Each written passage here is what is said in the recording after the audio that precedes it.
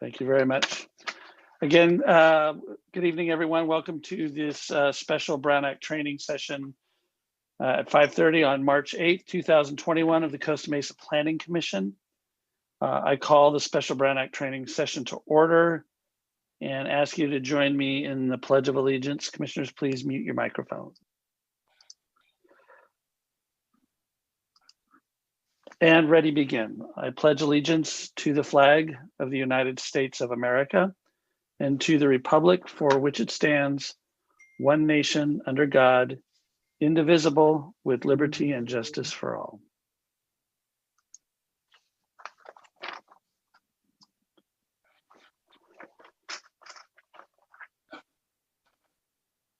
Okay, Julie, roll call, please.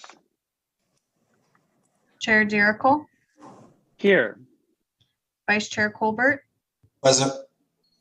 Commissioner Russell, Here. Commissioner Stevens, Here. Commissioner Toller, Here. Commissioner Tourget, Here. Commissioner Zick. Here.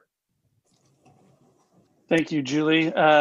Needed to dispense with the housekeeping announcement before we go into our training session. In order to minimize the spread of the COVID-19 virus, Governor Newsom has issued executive orders that temporarily suspend requirements of the Brown Act, which allows Planning Commission members to attend Planning Commission meetings telephonically.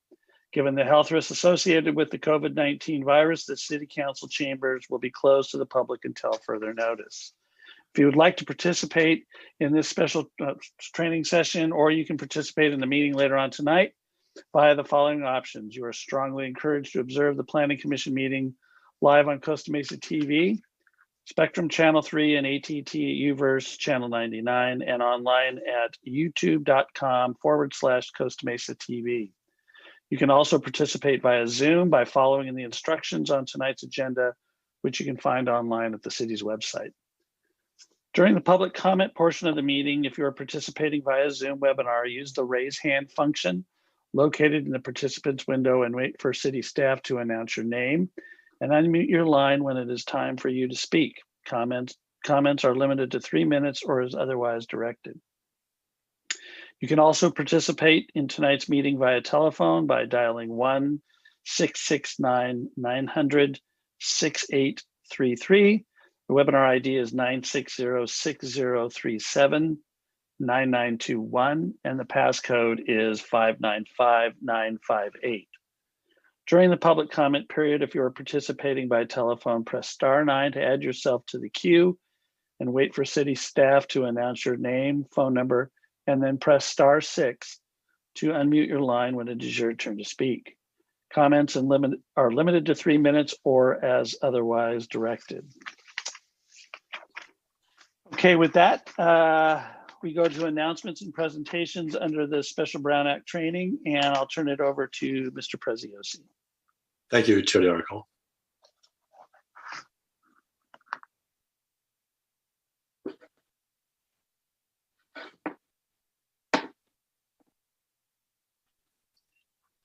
Good evening, everyone. This is a short presentation on Brown Act basics. Ralph Brown Act, codified at Government Code Section 54950, requires that public agency actions be taken only openly, and that the deliberations be conducted openly. All meetings, and we'll get to that definition in a moment, of a legislative body must be open and public. Legislative bodies include the governing body of a local agency, i.e. our city council, commissions, committees, or boards created by formal action of the city council. Obviously, the Planning Commission and various other city commissions created by formal action are Brown Act bodies. In some senses, private corporation can be subject to the Brown Act if it is either created by a local agency to exercise authority of a local agency, or receives funds from the city or other agency and has city council members on the board. To constitute a meeting under the Brown Act, a meeting is defined as any congregation of a majority of the members of a legislative body in the same time and place to hear, discuss, or deliberate upon any item in the jurisdiction. Now, clearly, when the Brown Act was first envisioned in the 50s, and they've been modified in the 60s and 70s, meetings were public. at some point, you could, in theory, have a meeting by telephone, but nothing in the Brown Act really affirmatively accounted for modern means of communication, i.e. the internet, email, and text. So case law and judicial interpretations have sort of come up with ways to apply the Brown Act to more modern forms of communication. Day-to-day activities that may violate the Brown Act. Watch out for emails, texts, blogs, social networking sites, telephone conversations, purpose of discussing decisions in advance, informal discussions, disclosing ex-parte communications prior to each public hearing, agenda item, and serial meetings. Go back. So if we go back to the basic definition of what a meeting is, it's any congregation of majority of the members of the legislative body. So Planning Commission, that's 4 members. So when you talk about emails, text, blog, and social networking sites, a text between one member and another member would not violate the Brown Act. Let's talk about the Planning Commission. However, if that text or that email was forwarded to one other member and then another member, soon you have 4 members. And then in theory, you could have a Brown Act violation simply by forwarding the email or replying the email, because it involves more than 4 members, or 4 members or more than a quorum or more.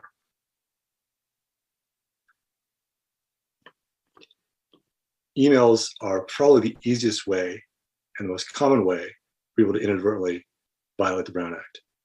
Simply hitting reply all can be a Brown Act violation. Potential Public Records Act problems. Using your own email to discuss city business may subject personal emails to disclosure. We always recommend creating a separate email account for city business. For the Planning Commission, you have your own city of Costa Mesa email. It's much better to use that than your private email, obviously.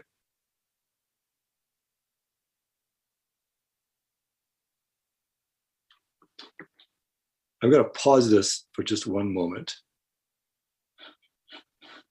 and unshare my screen.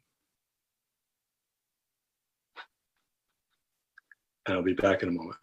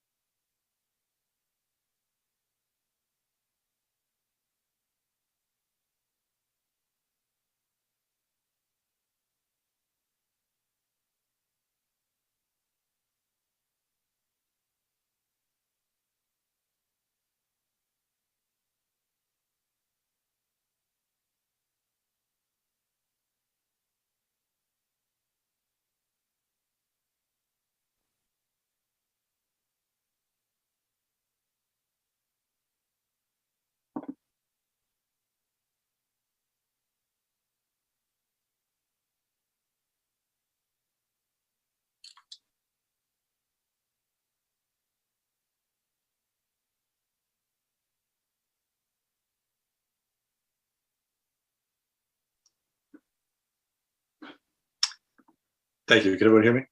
Yep. Thank you. Apologize for technical difficulty.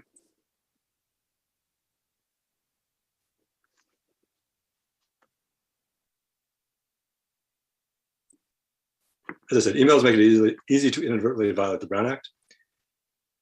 General guidelines: do not send emails to majority of the commission. This includes CCing and replying to other members, or forwarding emails to other members. When you forward an email, one can create a serial meeting. Another way to create a prohibited Brown Act meeting is by the hub and spoke method, whereas you have a hub person who solicits information from individual members and then gathers that information, i.e., multiple commissioners emailing one commissioner. That in itself would be considered a hub and spoke violation of the Brown Act. For emails, the best practices include emailing only as few other members as truly necessary for the email. Always think twice before pressing send. When in doubt, contact Brenda's office, contact my office. We're happy to discuss. As I was saying earlier, potential Public Records Act problems happen when a personal email is used as opposed to city email. So for example, using your own email to discuss city business may subject personal emails to disclosure. We always recommend creating a separate email account for city business. Texting has similar problems with email. Can easily be used to hold serial meetings before or during a meeting, i.e. on one's cell phone. I am certainly guilty of that, but of course, I'm not a member of a legislative body, so it's not really helpful to me. Clearly avoid sending and receiving text emails to or from the public during a meeting, to or from members of the body during a meeting, and if you have a declared conflict. It's especially important not to text. I mean, texting is bad to begin with during a meeting, but it's especially important not to text members of the audience, members of the public while you're in a meeting, especially if you're in a public hearing. Because as we discussed, or the memo I sent out last month, clearly due process issues can arise if a commissioner will learn something during the context of a meeting, during the context of a public hearing, then use that information in the process of deliberation. Even getting the text during the meeting, if that were subsequently discovered, whether or not the commissioner used that as part of the deliberation, could give rise to an allegation that due process had been violated, and in theory that the Brown Act had been violated. Blogging, social media, Facebook, Twitter, newspaper comments, potential for serial meetings if the majority gets involved. This has now been addressed by the Brown Act, and we will discuss it. Social media, Assembly Bill 992. Officials may communicate with the public on social media to answer questions, provide information, or solicit information. However, a majority of the body may not use any social media platform to discuss among themselves official business, including posting, commenting, or using digital icons, emojis, to react to communications made by other members. A single response to another member can now be a violation of the Brown Act, i.e. avoid reposting or sharing another's post. Under the Brown Act, a meeting is not individual contacts or conversations, attendance by a majority at certain conferences or social events, as long as the majority does not discuss issues in their jurisdiction, attending at a meeting of other legislative bodies, so long as majority does not discuss issues within their jurisdiction. General agenda requirements, posting requirements, post agenda at least 72 hours before a regular meeting, 24 hours before a special meeting. You have to specify the time, location of the meeting. You must include a brief general description of each item, including the closed session items. And there's very formulaic language that has to be used for closed session items. Obviously, no action on any item not appearing on the posted agenda. The limited exceptions, statutorily defined emergency, need for immediate action, which requires a 2/3 vote that there is an immediate need for action, and the need arose after the agenda was posted. Brief responses to questions, comments from public, brief report by board members and staff, request to agendize an item for future action, future meeting. Closed sessions, permissible only where allowed by statute. Disclosure of information contained therein is a violation of the Brown Act, and it is illegal. The consequences of the violation of the Brown Act is the nullification of the decision, potential criminal sanctions for intentional violations, standard misdemeanor, 6 months in jail, $1,000 fine, and obviously intense adverse media attention. Best practices, we assume all information is public or will become public. Best not to discuss agency business with fellow decision makers outside of public meetings. Basic motions, I think everyone knows these. You have the basic motion to amend, a friendly amendment, you have a substitute motion. And obviously the substitute motion gets voted on before the primary motion. The basic motion is the one that puts forward a decision for the body's consideration. I move the committee recommend that the city council approve the brine shrimp grant application of XYZ organization. Motion to amend, friendly amendment. If a member wants to change a basic motion that was before the body, they would move to amend it. I move to amend the motion to add a condition of approval requiring the nightclub to be open no later than 10 p.m. A motion to amend takes the basic motion that is before the body and seeks to change it in some way.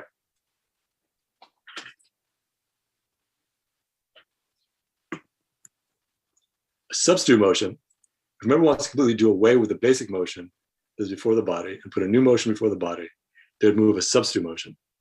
I move a substitute motion that we deny conditional use permit 2017-05 to allow that nightclub located at 1234 Main Street.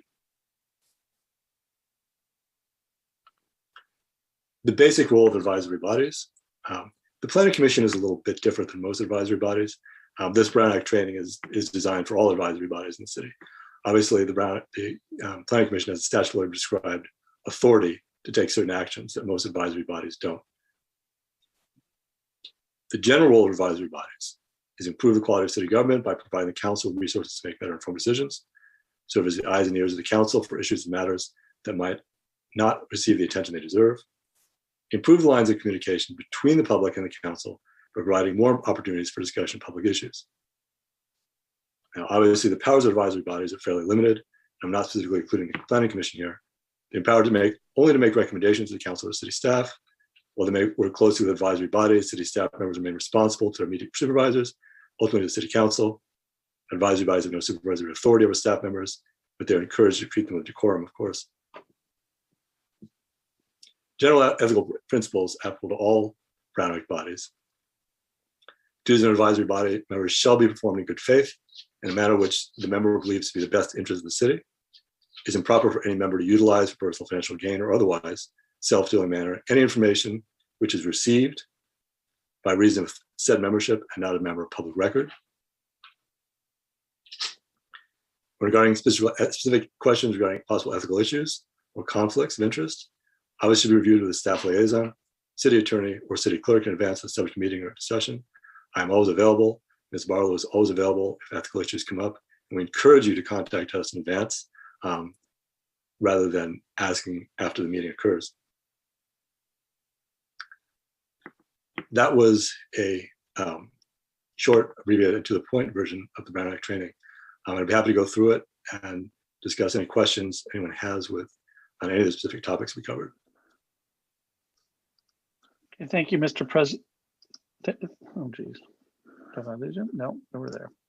Thank you, Mr. Preziosi. Commissioners, are there any questions for City Attorney, Commissioner Zick? Yeah, thank you, Mr. Chairman. I like that presentation, Mr. Preziosi. Thank you for taking the time to walk us through that. Couple of questions. You had one slide that was talking about emails. Yes. And I have a question. And it was talking about emails during meetings or texting during eating. Yeah, that's the slide. Thank you. So here's the question I have. Obviously, receiving email before meetings from the public is not a problem. My question is this. Are you basically saying that during the meeting, if we're receiving emails on our city system, we are not to look at those emails during the meeting? Are you saying that? I would advise, well, if an email from a member of the public, I think staff is different, right? My office is different. But if you receive emails from members of the public during a meeting and they're related to an item, at hand, I think it's best not to look at it, period. Okay. Because if you do open it up, there's a digital record that you open it up. And it's kind of hard to unring the bell and say, well, I didn't consider it. You can always say that, of course. It may not be an issue of due process, but it's especially acute not to do it during a public hearing. Okay. Meeting is one thing, but a public hearing is another. But especially because if you were to open it before the public hearing, and it was a for or against a particular application, I would advise that if you did open it, you'd have to disclose that on the record for ex-parte communications. Okay, thank you for that. Next question. You were talking about hub and spoke. I just want to be clear on this. if the hub happens to be a member of staff and they're communicating with each member of the commission, soliciting inputs and opinions on an item that, well, obviously would be on our agenda. But as the hub, they are not disclosing specific opinions of each of the commissioners to other commissioners. That's acceptable and not a Brown Act violation, correct? Commissioner Zick, I would tend to disagree. I think the intent of the Brown Act is not to allow intermediaries to gather, to take polls of the city council, which in that scenario, this is what would be happening. It's one thing for staff to reach out about, timing and, ministerial things like that, but to ask substantive opinions of something that's within the jurisdiction of the board, that in and of itself, to have staff as that in that role, that staff would be the hub, and that could be a Brown Act violation.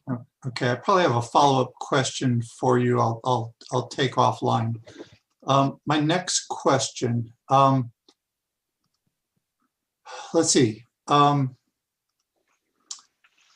So once a decision has been made by Planning Commission on an item, even with the decision having been made, you're saying that the commissioners would not be, a group of commissioners would not be free, or you'd advise against them discussing a specific item that had already been decided. Is that correct? Yes, absolutely, because it's not whether or not the applicant has been decided, it's whether the item is within the subject matter of the commission. If you're talking about, the NBA, that was likely not be an issue. But if you're talking about a planning application that happened 5 years ago, the subject matter is still within the jurisdiction of the commission. That would be a Brown Act violation. Okay, thank you for that. Thank you, Mr. Chairman. Thank you. Any other commissioners? Okay, thank you, Mr. Preziosi, for the presentation. I'm going to go ahead and adjourn the special Brown Act training session, and we will convene the regular meeting of the Costa Mesa Planning Commission for March 8th at 6 p.m. Thank you.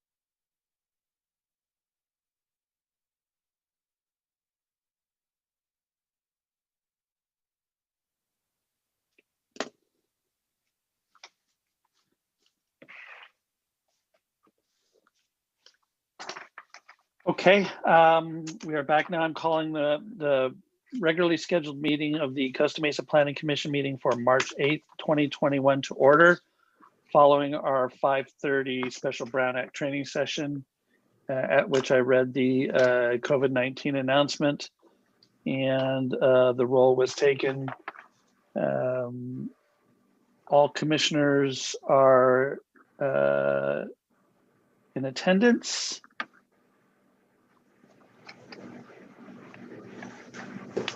Okay, and so that will take us to the public comment portion of the regularly scheduled meeting. Public comments will be heard at this time on items that are not listed on tonight's agenda, but are within our jurisdiction. I will open public comment. If you would like to speak, please use the raise hand option at the bottom of your screen. If you are joining the meeting on your phone and would like to speak, please press *9. Julie, do we have any public comments for tonight on matters not on tonight's agenda?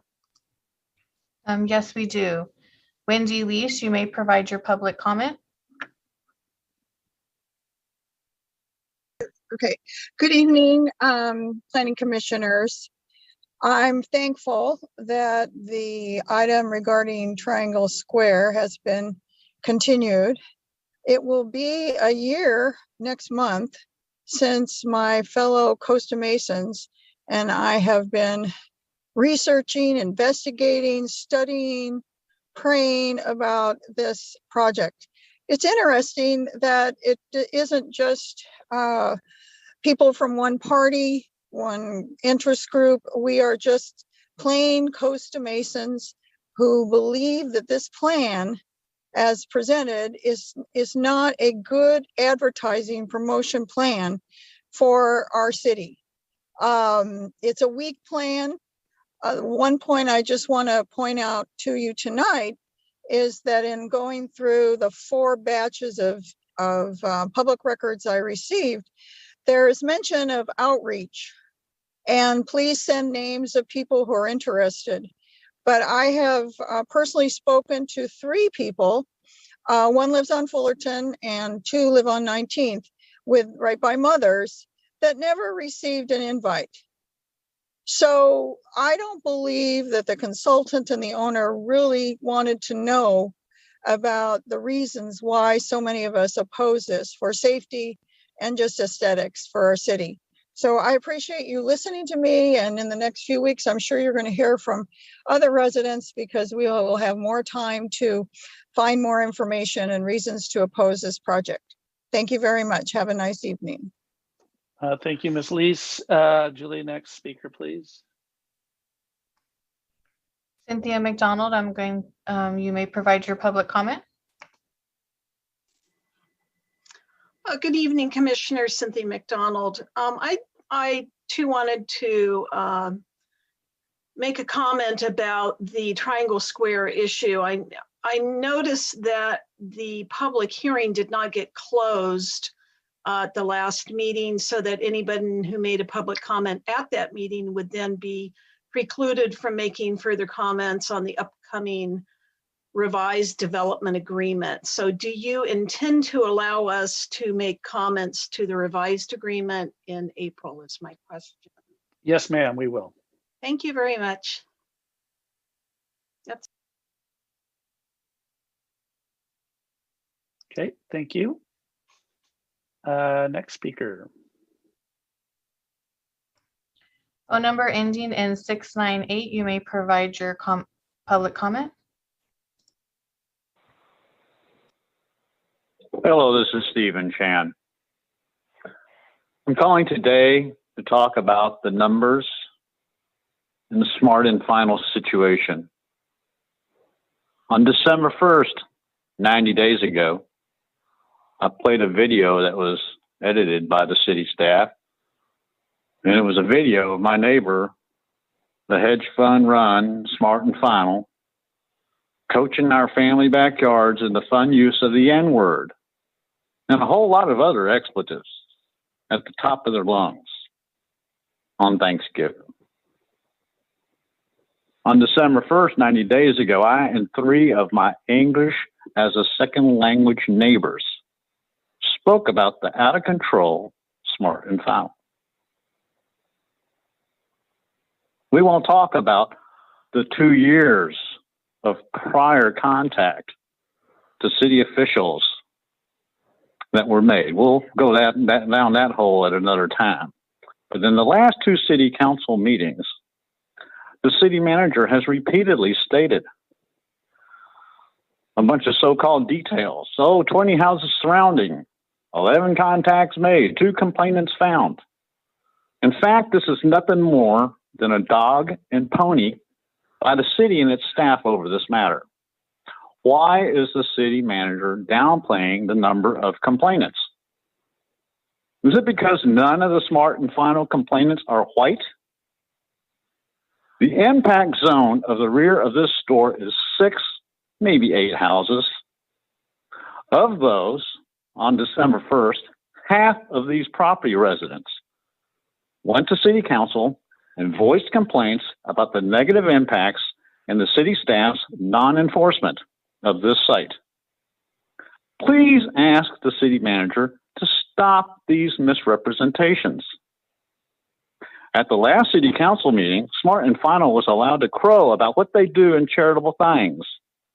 Well, being a $400 billion hedge fund sitting on one of the world's biggest chunks of change, their largesse, they claim, is de minimis. It certainly doesn't justify their continued non-compliance with this city's ordinances down here by the soup kitchen.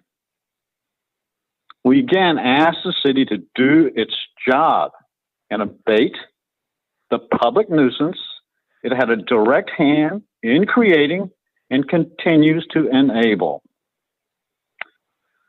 Our entire day today, just like yesterday and every day, is the same. We are lucky to get a 10-minute period of compliance from this operation with their outdoor back room, where they got all the food and all this other stuff that they keep outside. I don't know of any other grocery store or liquor licensee that operates in this way. This Excuse liquor me, licensee. Mr. Chan, your 3 minutes is up. Okay. Thank you, Mr. Chan. Next speaker, please. Todd Martin, you may provide your public comment.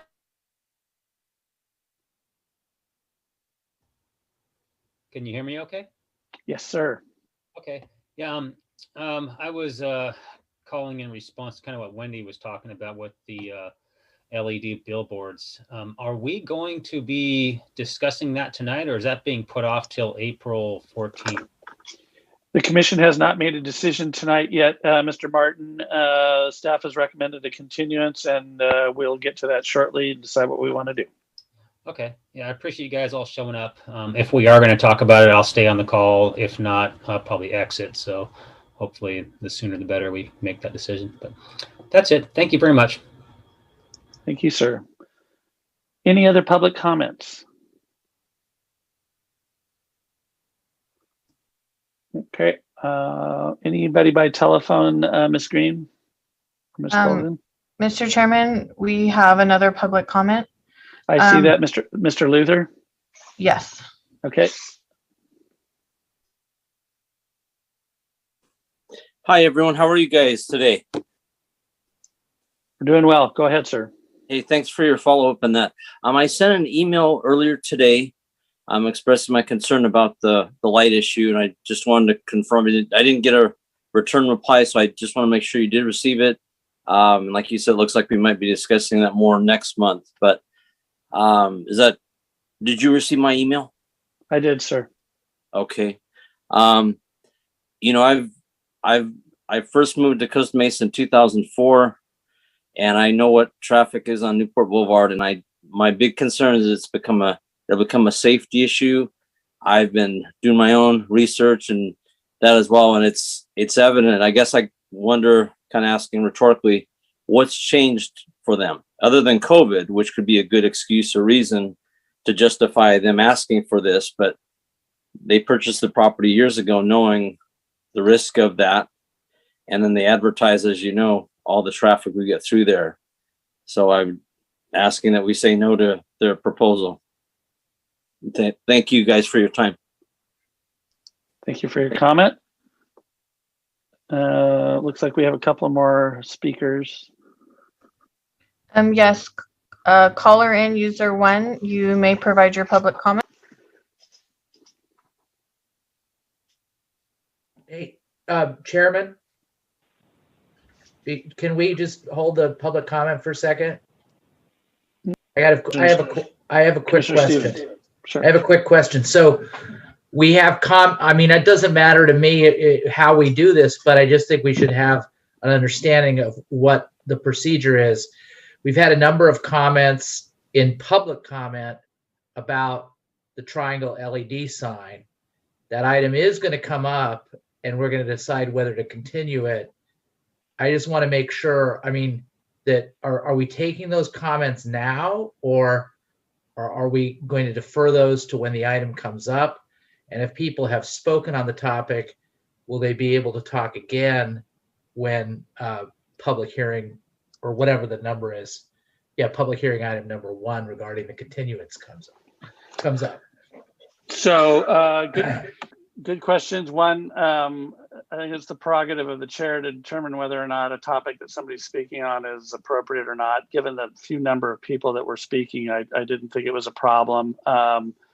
Second of all, on public comment for the continued public hearing, we closed that public comment during the public hearing and kept the public hearing open. Per Ms. McDonald's question, my intent is to reopen public hearings so the public members of the public have an opportunity to comment on any changes or modifications that have been made to the development agreement. And that'll be at whatever the April meeting, whenever that comes forward. Okay. Okay, Julie, next speaker. Caller in user 1, you may provide your public comment. Yes, can you hear me? Yes. Okay, there's a delay, a major delay between the phone and the television. So I think that's why the speakers sometimes aren't sure that you're acknowledging that you can hear them. My comment tonight is in regards to ex parte declarations by the Planning Commission. And I'd like to ask that, especially on things that are coming up that are important, that on these ex parte declarations that you include, if you've talked to the mayor, to any other council person, as well as the applicant. I think the residents have the right to know, how your decisions are being made and who may be aiding in making those decisions. So I thank you for that. Thank you very much for your comments. Next speaker, Julie.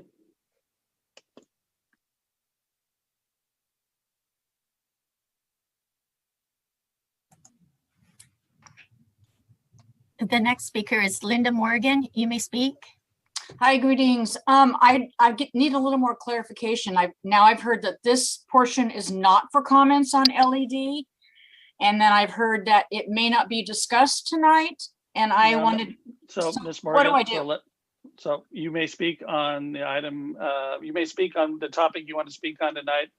I've allowed a few other members of the public to speak, and so you may go ahead. Okay. Thank you. My comment is Mr. Mateen knew when he bought that property that it was a struggling shopping center, and it has been since it was built. I've lived here my whole life, and I watched everything go down. I'm 66 years old. I've lived here forever.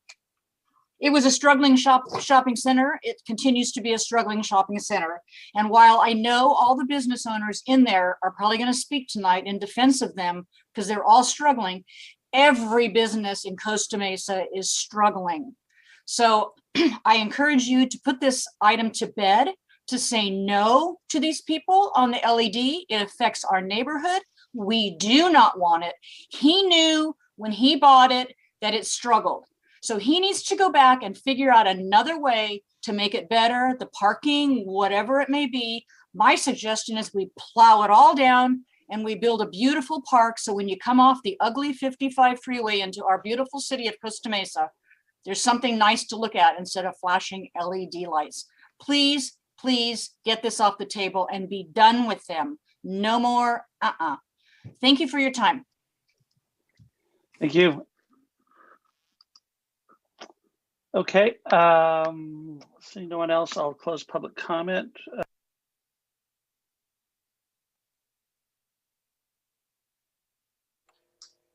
You're on mute, Chair. I will close public comment.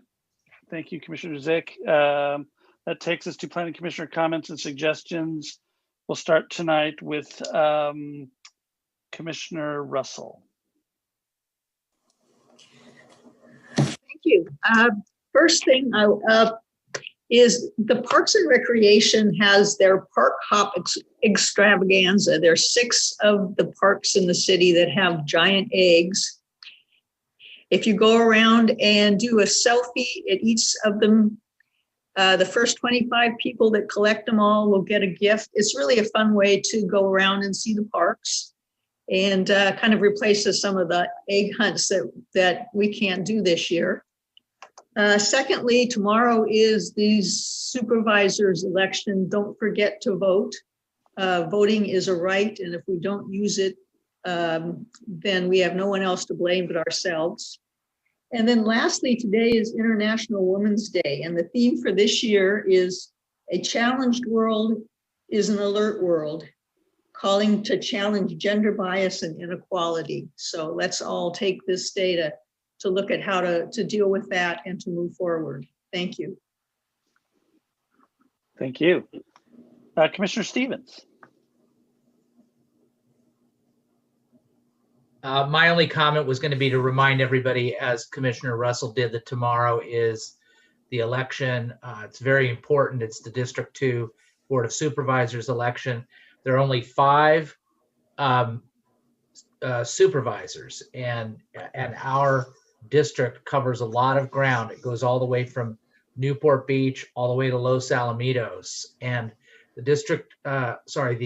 Board of Supervisors have a lot of influence over what happens in Costa Mesa. Grant funding, what we have the opportunity to do here in Costa Mesa regarding a lot of programs, including programs that relate to the Planning Commission's mission. So please get out and vote. The last time I checked, there was 20%, approximately 21% voter turnout. That's not good enough. Go ahead and go out and vote. And that's all I have to say. Okay, thank you, sir. Commissioner Zick. Thank you, Mr. Chairman. The only thing I wanted to comment on was some correspondence that we received about the middle of the day today with some public comment regarding the Target Center. And I would, maybe it's a form of a question and a request. I'm assuming that if a resident has a concern about something relative to noise and things that they might think are non-compliant with maybe conditions of approval for a project, that they would take those concerns to code enforcement as opposed to the city council or as opposed to city manager or even planning commission, in terms of the most effective process to get your concerns first evaluated and responded to. So with that in mind, my question about that correspondence is, has it been forwarded to code enforcement? And the kind of corollary question is, if that isn't the appropriate avenue for those concerns to be addressed, can you tell me how staff proposes to address those concerns? And Commissioner Zick, is that your only comment? It is. Thank you, Mr. Okay. Chairman. Ms. Lee, could you provide an answer? Me too. Chair and Planning Commissioners, it is the appropriate venue for those types of comments to submit those via code enforcement. Those can be submitted through our website, also an online app, My Costa Mesa, as well as a general code enforcement phone line that takes messages and are essentially checked each day by our code enforcement duty officers. that's always the most expedient way to get an issue like that resolved. That would be my suggestion.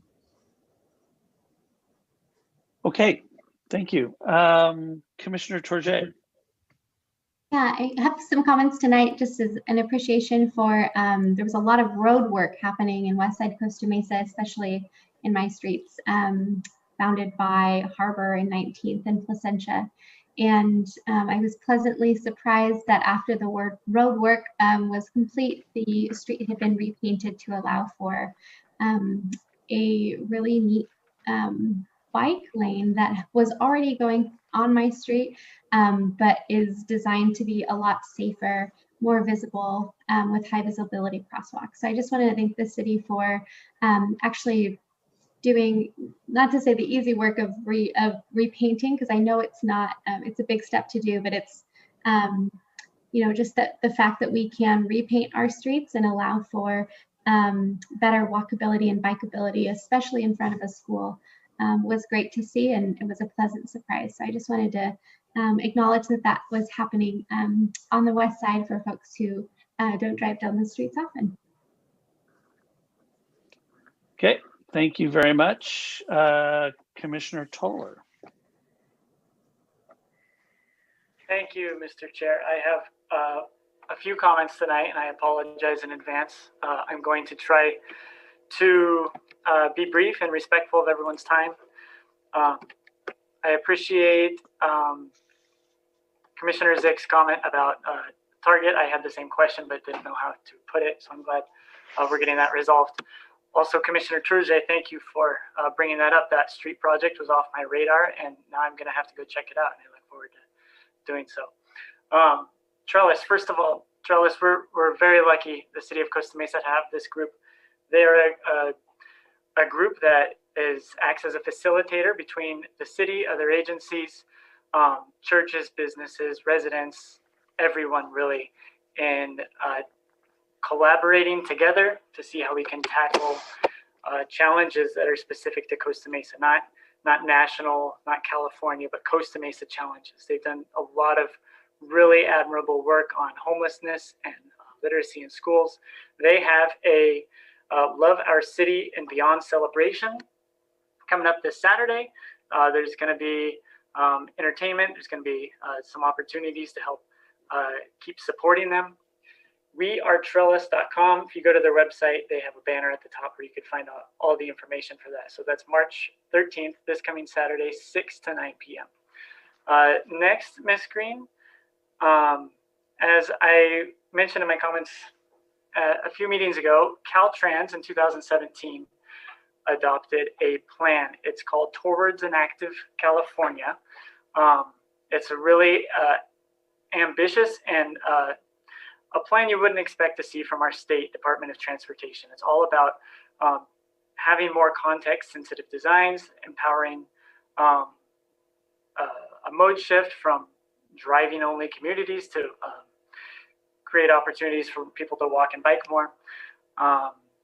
In the last 4 years, they've been doing district-specific plans to implement that statewide plan. So now they have the survey open for our input. So we're Caltrans District 12, and note that website at the bottom of the page. So it's survey.catplan.org. That's California Active Transportation Plan. That will take you to a page that has a list of links. Remember, we are District 12, and that survey is open. And I encourage everybody to not do it on your phone while you're waiting at a red light, but sit at home when you have time and really spend some time on this. This is a really big opportunity. I mean, this is like once in several decades opportunity to give your input on something that's really gonna lay down the tracks for the foreseeable future. They have an interactive map as part of the survey, and you can pinpoint where on the map you have a comment. So it's not just freeways, it's the bridges over freeways, it's the underpasses under them, it's the streets parallel to them, and it's everything within 1,000 feet of those freeways and the entire stretch of Newport Boulevard. And just because you live in Costa Mesa doesn't mean you can't comment on those other streets that Caltrans controls. So that's PCH. Those of you who like to bike to the beach in the summer, you know what that's like. You know exactly where those problem spots are.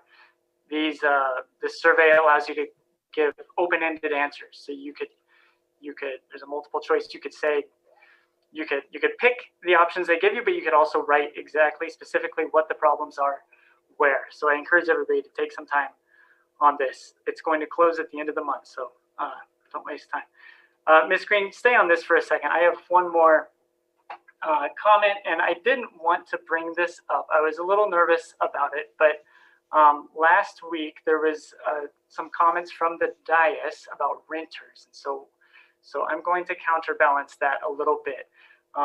Even though renters make up the majority of our population, they made up a minority of our public survey responses for the housing element. And that factoid was, I may be mischaracterizing the intent of that, but what I heard as a renter is maybe our voices shouldn't carry as much weight in the public process as our landowning neighbors. And I take no offense at that, and I hate being awkward about it, but I feel like it's the right thing to bring this up. And I think it's an opportunity for us to talk about this subject and balance it out. So real quick, I just want to answer two questions that arose in my mind, at least. First, why do renters participate less in public processes? And I thought about a few reasons. Often we're younger, and most people don't know how the public process works. Most people on the street don't know what general plans are, what housing element updates are, how these forces shape the places we live. As you go down in age, it's even less likely that people get this. People in their 20s don't get it. It takes a while. So even though they may have strong opinions and good opinions, they just don't, it's not on their radar. They don't know how these things work. Renters are often working more than one job to afford rent. Before the pandemic, I had a second job to keep paying the bills. And when you work two jobs, you're not coming home at night and getting on a city council meeting, a planning commission meeting, some workshop for this or that. Especially if you have kids. A lot of renters have kids, and we're working all day. And these meetings are at dinner time. Workshops, public meetings like this is the time we have to spend with our families. Lastly, why do renters not participate as much as we'd like to see? And I'm not going to editorialize this. I'm just going to say it. We often don't feel welcome in the public process. I'll just leave that at that. Next slide, Ms. Green. This is in response to the question of why renters rent. I couldn't find this data arranged the way I wanted to see it, and I was interested in seeing it. So I just threw this together this morning. I got all the numbers from the Bureau of Labor Statistics, the census, the LA Almanac, and one bit of data from the LA Times. It shows the median home value in 1996. That's column B. Column C are those numbers adjusted to 2021 dollars. So I'll let everybody look at that for a second. What matters here, as you see in rows 4 and 5, the point I was trying to make, or what I was trying to understand, was not how much the values have gone up in the last 25 years, but how much harder it is to buy a home. And what I came up with, and I rounded these numbers a little bit, but what I came up with is that it's twice as hard. When you factor in median household income, when you factor in median home value for Orange County, holding all things constant, it is twice as hard. Row 4 there, what that number is it's kind of a weird angle, but that's how many years you would have to save every penny of your salary to have the value of your home in cash. That's doubled. So exacerbating that is rent. So while we're saving up for our down payment, we are paying effectively. Obviously, rents have gone up, but so have our salaries, right? Everything's inflating. But the real increase in median rent has gone up 55% also at the same time. So that's just another layer of difficulty. Not that rents have gone up 55%. It's literally gotten 55% harder to pay rent. So you could take that off the screen, Miss Green. Hopefully that helps explain the quote unquote unbalance of renters to landowners that we see and hear about a lot. But even if homeownership were in the reach of more people, there would still be a significant portion of people for whom it makes sense to rent. I'm talking about empty nesters, older people that can't take care of an entire house by themselves anymore, college kids, young couples, new couples, young families even. So that's it. It's just a shout out to those who rent. The tide is rising very quickly, way above our heads. In the last year, home values around here have gone up almost 10%, just in the last year. That's how much the tide has risen while we're chained to the bottom, so to speak. But we're still here. This is still our city. And I just want to express my gratitude to the voters who voted for council members, regardless of their living situation. And my gratitude to those council members who have appointed renters to serve on these sorts of commissions alongside our landowning neighbors. So those are all my comments tonight. Thank you, guys. Thank you, Commissioner Toller. Vice Chair Colbert. Well, Mr. Chairman, thank you. I don't have any comments tonight. I just wanted to recognize that it was International Women's Day. Definitely support and ditto the comments that Commissioner Toller made this evening. And I just want to let, I think Commissioner Zick spoke about it, but the Target comment, which it was addressed, but Mr. Chen, if he is still listening, Mr. Chen, your comments have been heard. I have asked staff about that and we'll be following up with council as well. So we hear you. I'm sure everyone has heard you over the past couple of weeks. Just want to let you know that this is not something that we take lightly, specifically me, given the racial epithets and also the comments related to city council and city manager. And while I don't speak for her, I'm sure she takes those seriously as well. So I will stop there. Thank you, Mr. Chairman. Thank you, Vice Chair Colbert. I kind of want to piggyback a little bit on what Commissioner Toller mentioned, and this is just an aside. I thought about it as he was speaking. Actually, I read an interesting op-ed piece in the LA Times yesterday by Sam Abrams, who's a visiting scholar at the American Enterprise Institute. And the Times recently completed a survey with Reality Check Insights. And it kind of confirmed what I have been observing probably over the last 5 years or so. And the headline to come out of the survey was that only 45% of Americans believe that owning a home is essential. Now, when I was growing up and my parents bought a home, it was to be stable and to have an environment where you could raise your kids. And as things have gone along and as real estate turned into essentially a wealth building mechanism for a vast majority of today's retirees who rely on either their home equity to live. But what I've noticed increasingly, and it dovetails into something that I think younger generations are starting to experience, is one, they don't necessarily believe in car ownership anymore either. Either they're gonna, they Uber all over the place or Lyft, or they lease cars for very short-term periods of time.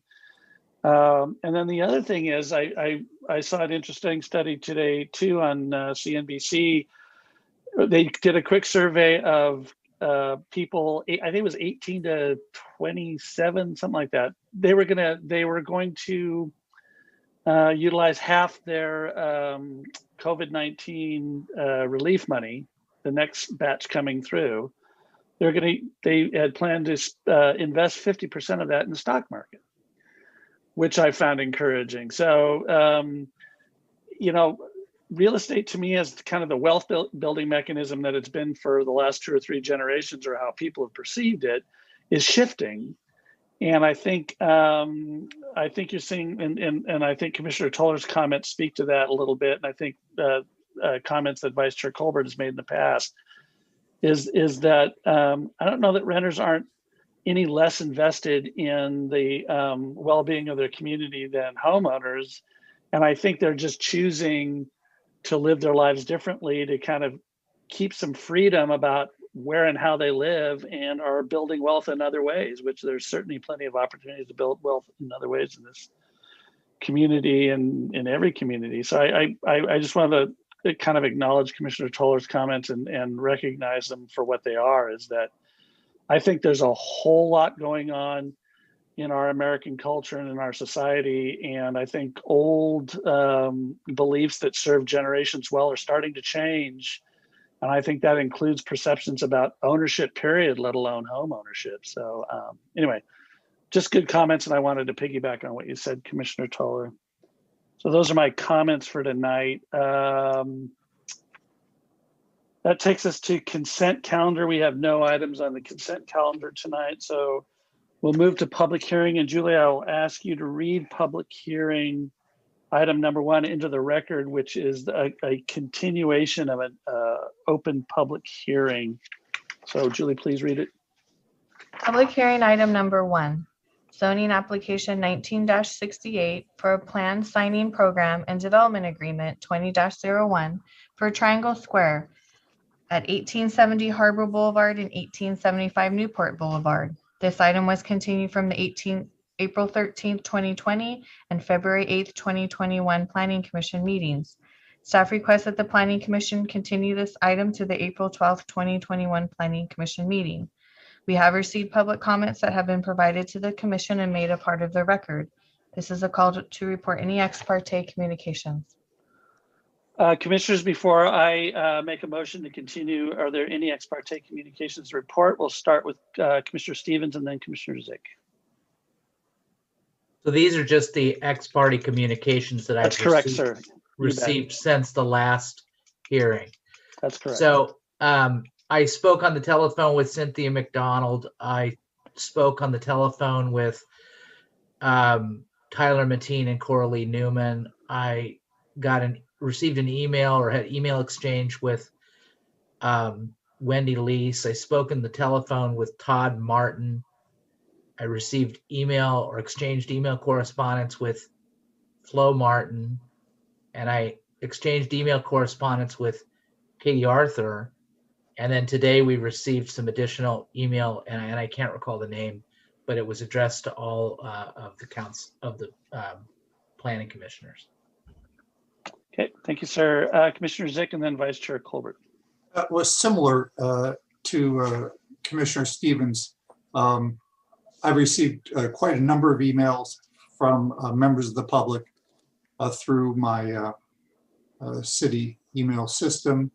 I have responded to a couple of those. Some people simply looking for basic information about when this item was going to be heard, and exchanged some comments with a couple of members of the public as well. Thank you, Mr. Chairman. Okay, thank you. Vice Chair Colbert. Thank you, Mr. Chairman. Similarly, had email exchange with Mr. Dell, Ms. Katie Arthur, and Ms. Wendy Lease, which was a report that was received and reviewed. Okay, and Commissioner Tourget. I similarly received emails from members of the public. Okay, very good. I had a telephone conversation with Ms. Newman regarding the development agreement, received correspondence from Mr. Martin and Mr. Luther, and those have been the extent of my ex parte communications. Commissioner Russell. Yes, I received several emails from the public regarding the item since we last had it on record. Okay, and Commissioner Toller. I've also received several emails from the public regarding this item since the last meeting. Okay, thank you. All right, seeing no one else, I'm going to move that the Planning Commission continue the public hearing on this item to the regularly scheduled meeting of April 12, 2021. Is there a second? Second. Seconded by Commissioner Stevens. So a motion to continue. Any comments? Commissioner Zick? The only comment I wanted to make, and it was just for completeness, since there was a question from the member of public regarding this, I just wanted to state that I've had no discussion on this item with any member of City Council. Thank you. Okay, I'll be thank you. supporting the motion for continuance. Okay. Seeing no one else, Julie, the voice roll call, please. Chair Jericho, Aye. Vice Chair Colbert, Aye. Commissioner Russell, Aye. Commissioner Stevens, Yes. Commissioner Toller, Aye. Commissioner Torje, Aye. Commissioner Zick. Aye. Motion carries 7-0.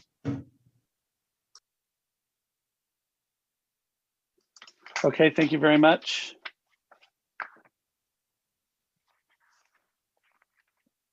Julie, public hearing item number 2.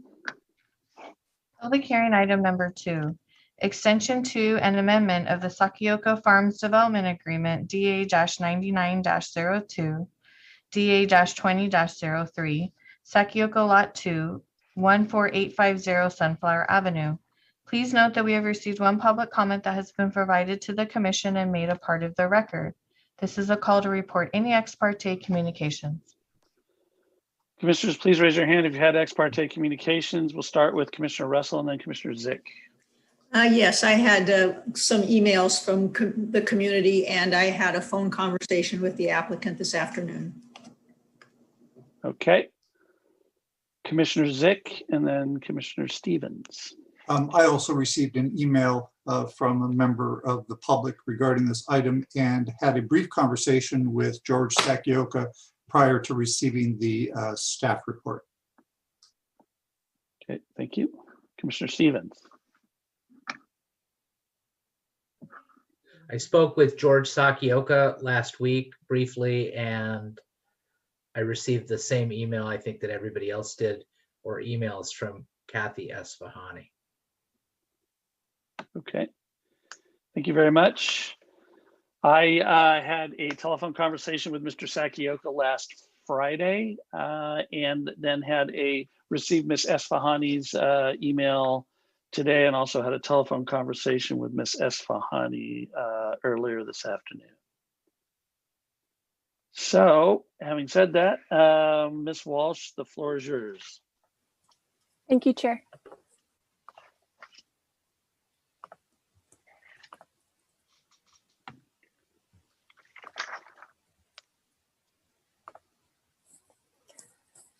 Good evening, Chair and Commissioners. Caitlin Walsh, Assistant Planner.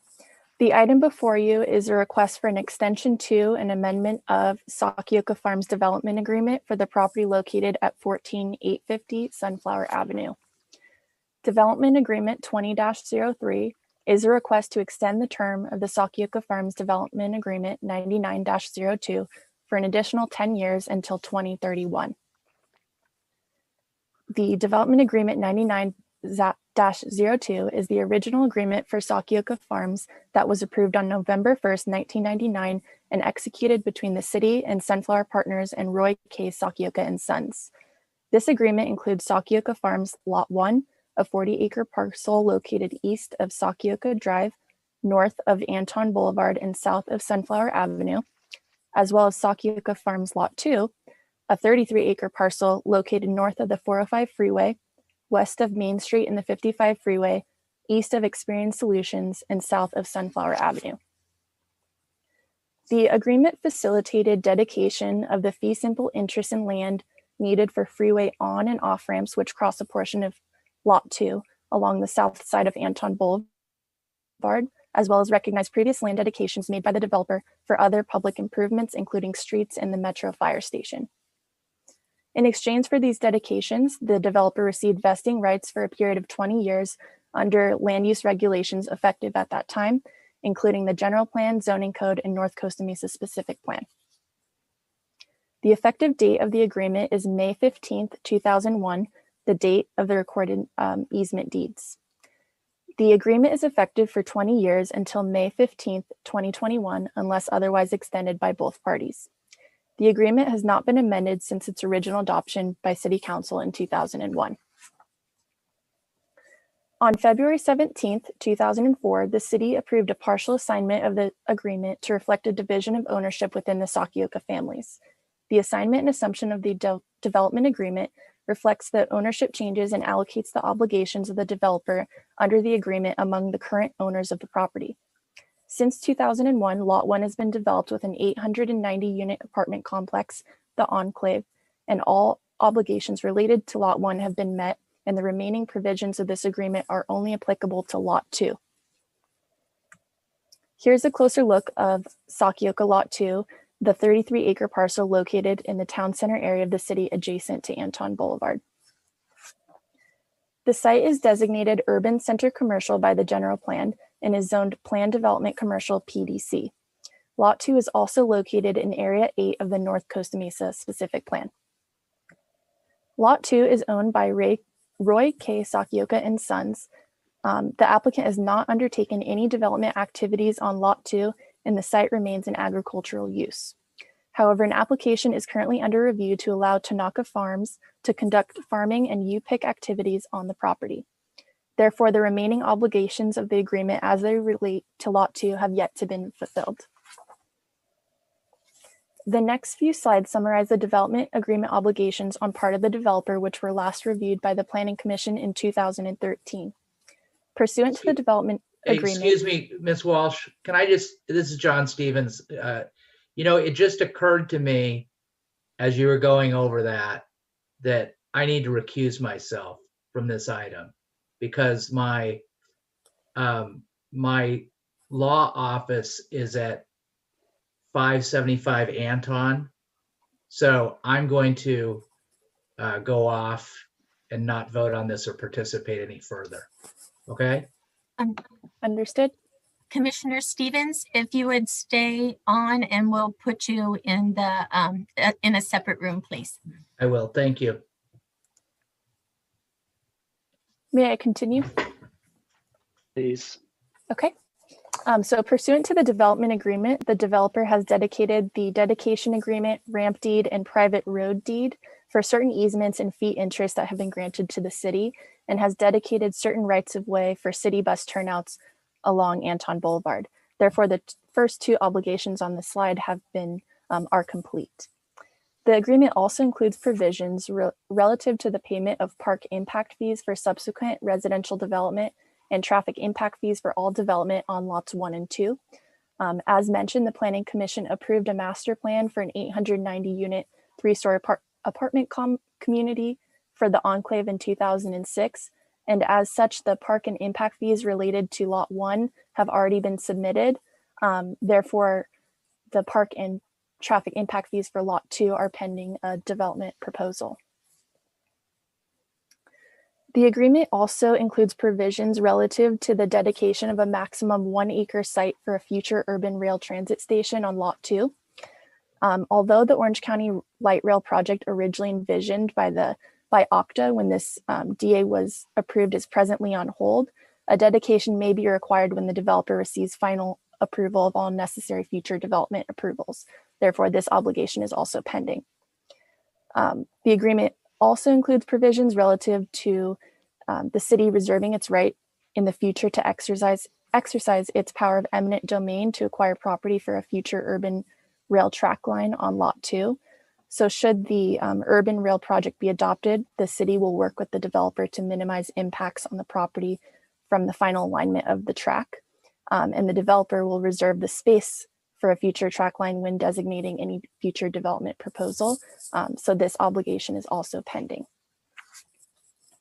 In accordance with Section 2.2 of the agreement, the city has assured the developer vested rights for 20 years to carry out and complete the project in accordance with the provisions of the agreement and subject to existing land use regulations in effect at the time of the agreement, existing development approvals, and future development approvals, including a master plan, subdivision map, and building permits necessary to complete the project. The existing development approvals referenced in the original agreement included the City of Costa Mesa General Plan, including General Plan Amendment 98-08 and the North Costa Mesa Specific Plan, SP 9401, and all other amendments approved on or before the effective date. This slide provides an outline of the existing development approvals referenced in the development agreement. The existing development approvals allow for a maximum floor area ratio of 0.50 for retail uses and 0.60 for office uses, a trip budget of 1,588 AM peak hour trips and 1,562 PM peak hour trips, and a maximum number of 660 residential units, including any density bonus. In addition, the total building intensity for the entire site may not exceed 863,000 square feet, including the residential square footage. The maximum building height is also 180 feet or approximately 12 stories. The development of the site was described in the context of a mixed-use development, and the original agreement did not include any site plan approvals. So the purpose of the agreement was to establish the development capacity for the site subject to future development approvals consisting of a subdivision map, master plan, building permits, and other ancillary permits required by uniform codes. Section 2.2(2) of the agreement is related to the city's consideration and approval of requested changes in the project that may occur after the effective date of the agreement. This provision establishes procedures for addressing future changes in the project and can be referenced on handwritten page 26 of the staff report. The North Costa Mesa Specific Plan was adopted by City Council in July 1994. Since adoption, the plan has been amended various times.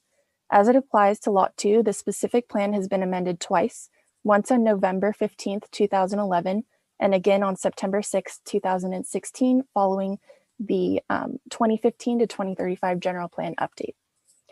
These amendments increase the development intensity for the site, including providing more flexible development standards and reducing allowable building height.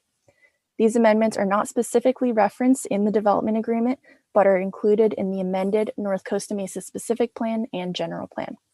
Staff acknowledges that an amendment to the agreement would be required to update the agreement to specifically reference these previously approved city documents. Here's a development summary for Lot 2 based on the 2011 and 2016 Specific Plan and General Plan amendments. These amendments did not change the maximum number of residential units, capped at 660, inclusive of any density bonus described in the Specific Plan, for the project that was approved in the original agreement. As mentioned, the term of Lot 2 agreement expires on May 15th, 2021. Therefore, the proposed amendment includes extending the term of the agreement, which will expire in 2021, for an additional 10 years until 2031. Since Lot 2 is still vacant and the development of the property will not be completed before the expiration, the public benefits related to the urban transit rail station and track reservation have not been realized as a development project has not been approved and finalized.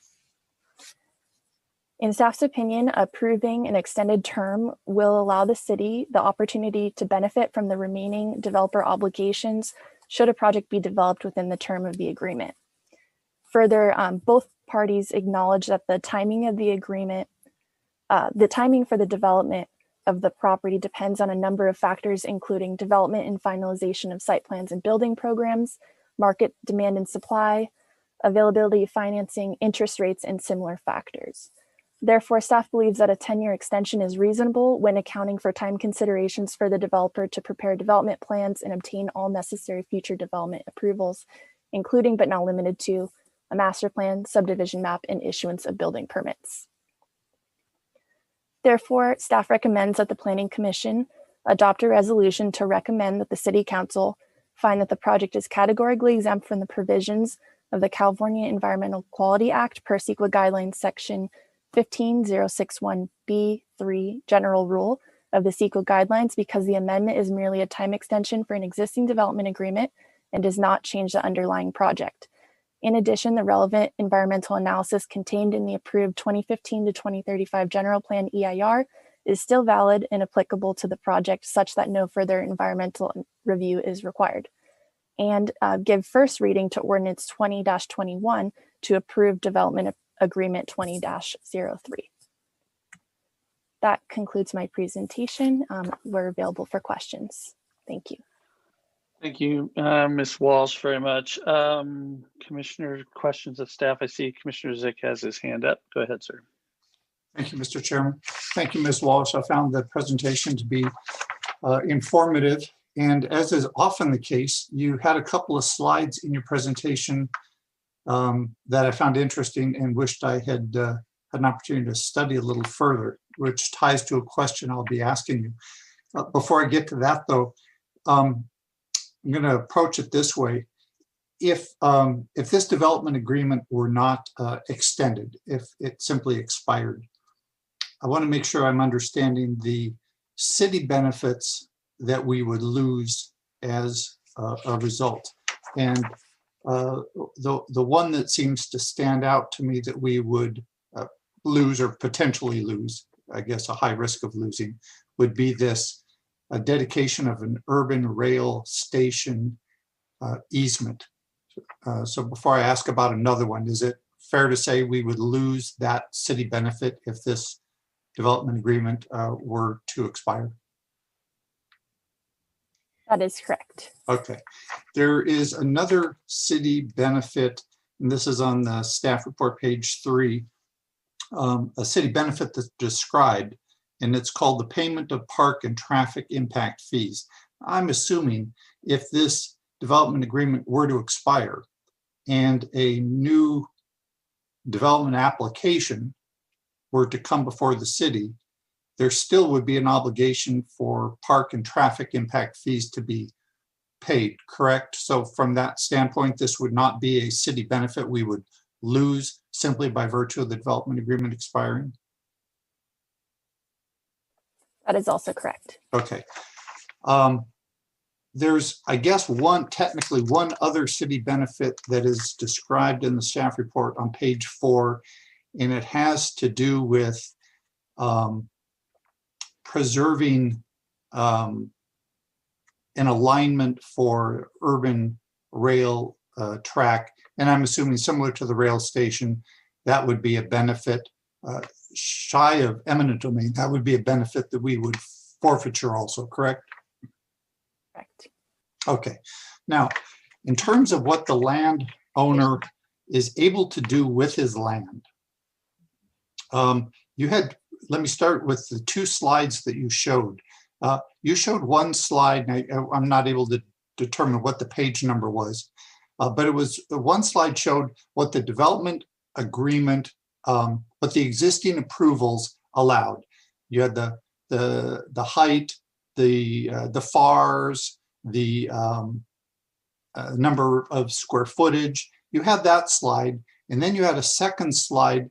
And I think my question is more about that second slide, which shows what would be the development rights absent this development agreement. So if we allowed the development agreement to expire, what would be the development rights that the owner would have, presumably under the North Costa Mesa specific plan? And you had a slide, I think, that showed that, correct? Yes, let me pull that up. And without putting the 2 slides side by side, I'm not sure if so the development agreement includes these approvals. So if I kind of memorize the FARs, the square footage, peak traffic, the density, and the height, if you flip then to the next slide that you'd had that showed, I think, the North Costa Mesa specific plan.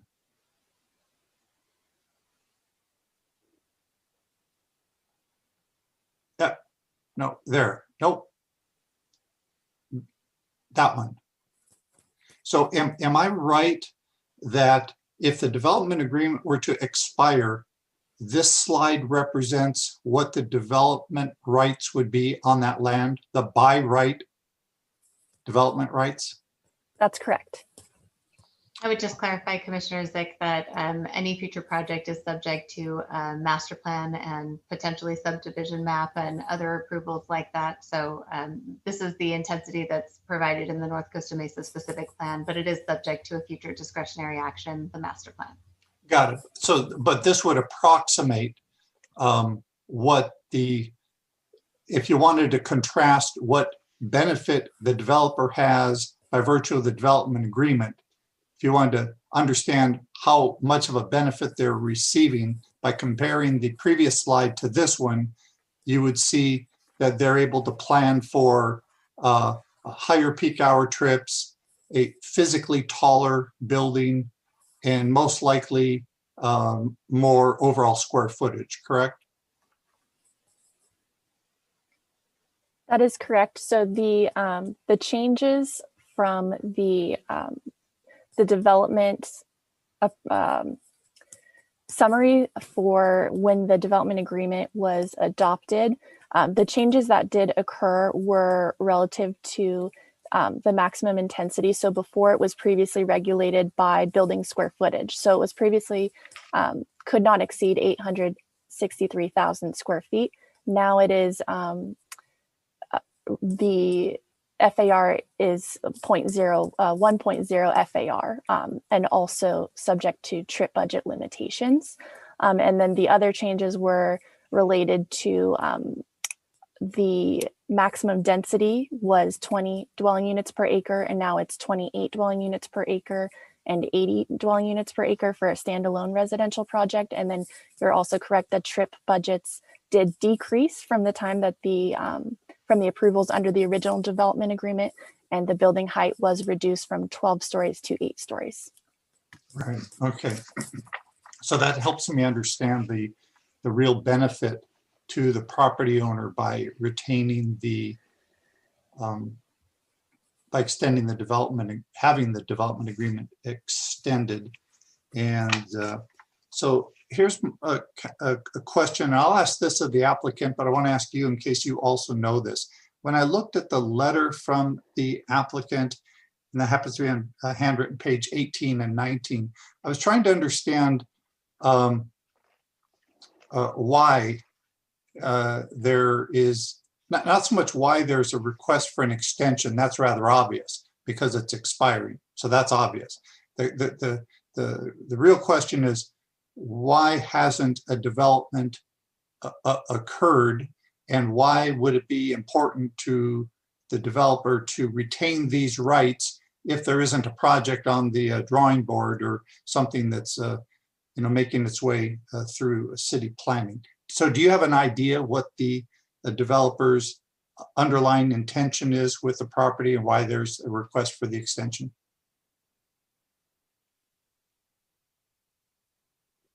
Commissioner Zick, I would suggest we defer that question to the applicant. Okay, and then my last question relates a little bit to this letter we received from the public.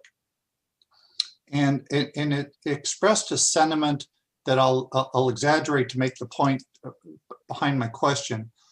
But it's a sentiment that says, wow, here is a empty piece of land. Boy, if it were mine, this is what I think we ought to do with it. In fact, this is what I think the city ought to do with it, and not do what this development agreement allows to happen, but do something different. That's what I think the city ought to do. And it kind of begs a question in my mind on the subject of eminent domain. In the staff report, it refers to, and this is kind of odd to me, I don't fully understand this, on the staff report, page 4, that the development agreement apparently indicates that the city reserves its right in the future to exercise its power of eminent domain to acquire property for a future urban rail track line. What's odd to me about that, maybe you can help me understand that aspect of it. I don't understand why there would be a need in an agreement, a development agreement, to preserve our right to exercise eminent domain.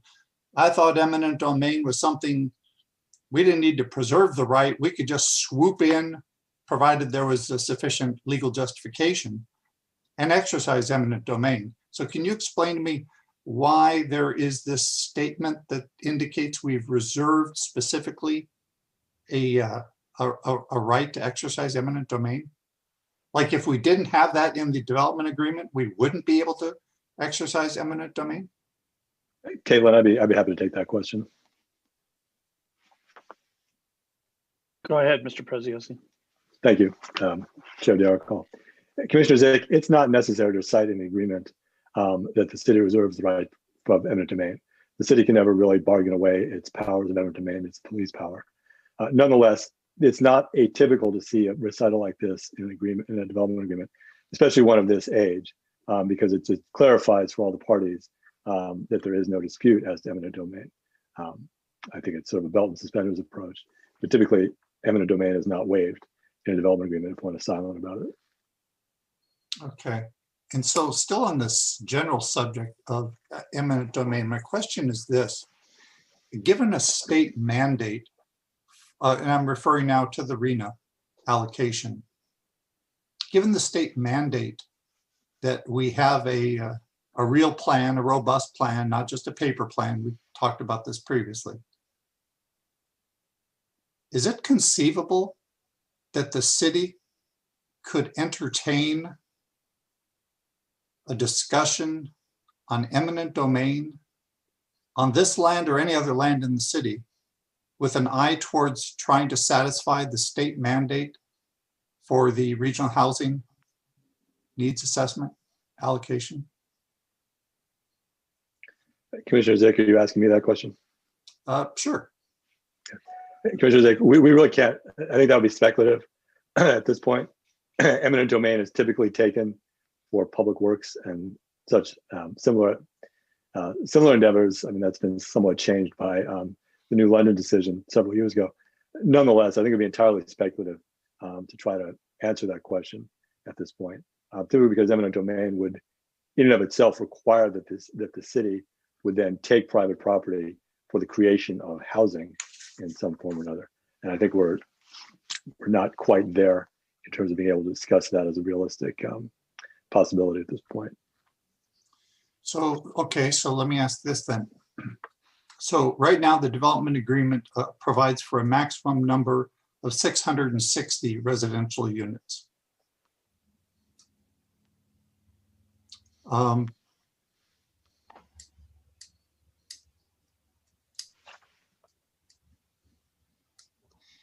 If the developer chose or had an interest in working with the city on building a humongous apartment complex, they would have thousands of apartments on that land.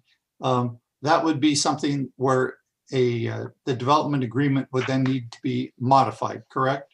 If this was extended for 10 years, they could come in with a request to modify the development agreement that would change the parameters of this development agreement, correct? That would be something that could potentially happen? So Commissioners, I could describe this in a couple of different scenarios. First, I'd point you to the section that Ms. Walsh referenced in the PowerPoint of the development agreement. It's 2.2, little 2. It's on handwritten page 35 on the lower right-hand corner. So this provision describes procedures for dealing with kind of requested changes in the project. So I think when you're talking about a scenario where there would be a general plan housing element and potentially some general plan land use element and zoning changes that would possibly result from that process, and those changes in and of themselves would be adopted as part of the city's general plan and zoning documents. This provision seems to say that it's not necessary to amend the development agreement per se.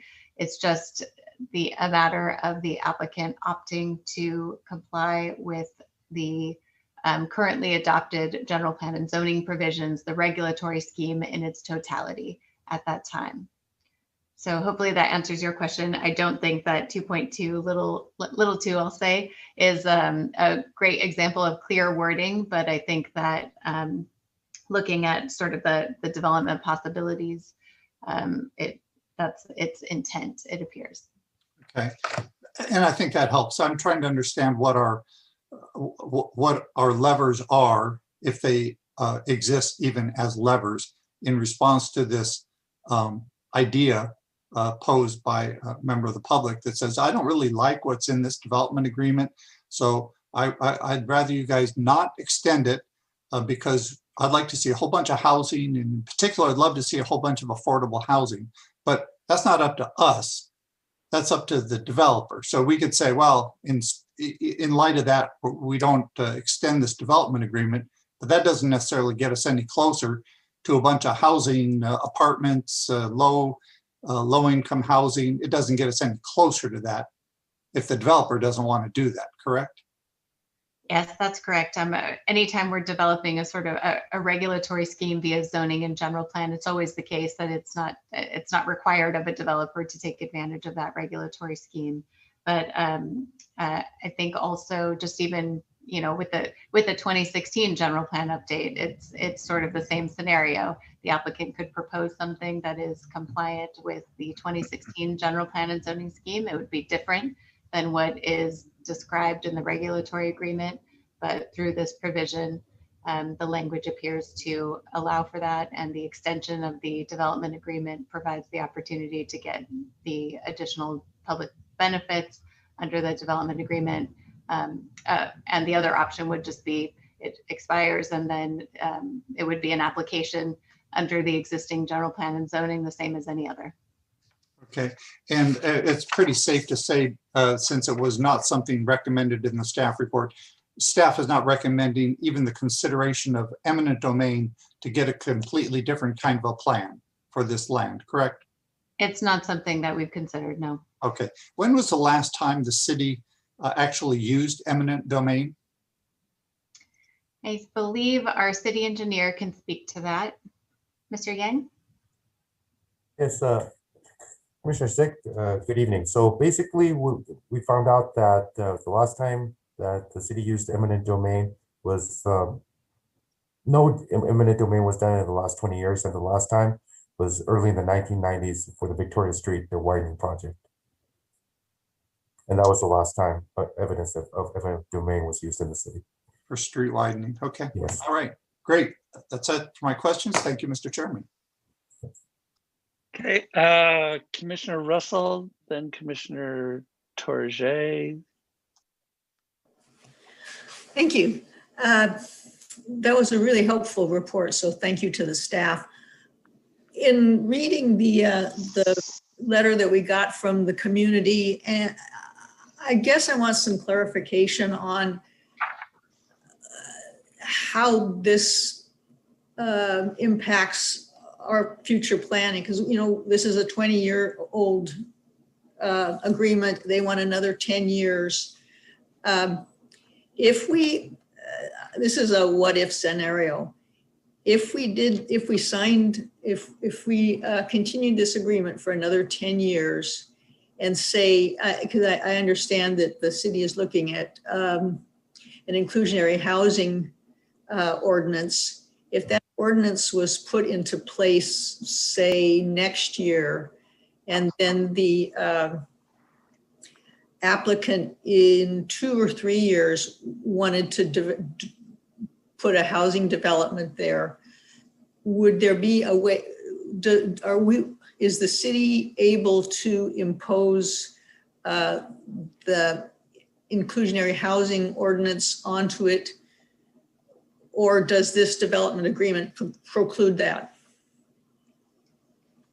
So one of the functions of the development agreement is that it essentially freezes the required regulations in place at the time that the development agreement goes into effect. So although the city could not require compliance with a new inclusionary housing ordinance, for example, similar to my description from before, the applicant, if the applicant opted to comply with those requirements, or if those requirements were a part of, for example, a follow-up to an updated housing element were referenced in a general plan and zoning scheme, and if the applicant wanted to take advantage of that updated general plan and zoning scheme, then he would be required to comply with the totality of those regulations.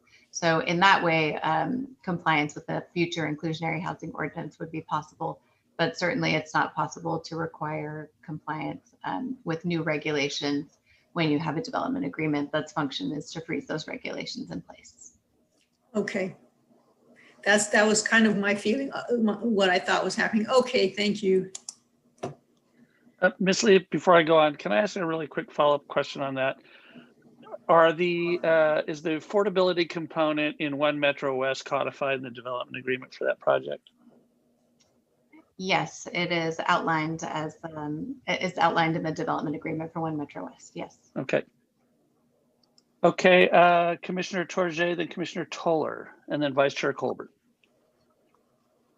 Great, thank you, Chair, and thank you, staff, for a great staff report and presentation. I'm just going to follow up on this line of questioning about the inclusionary housing, and I go back a little bit. Is zoning eminent domain?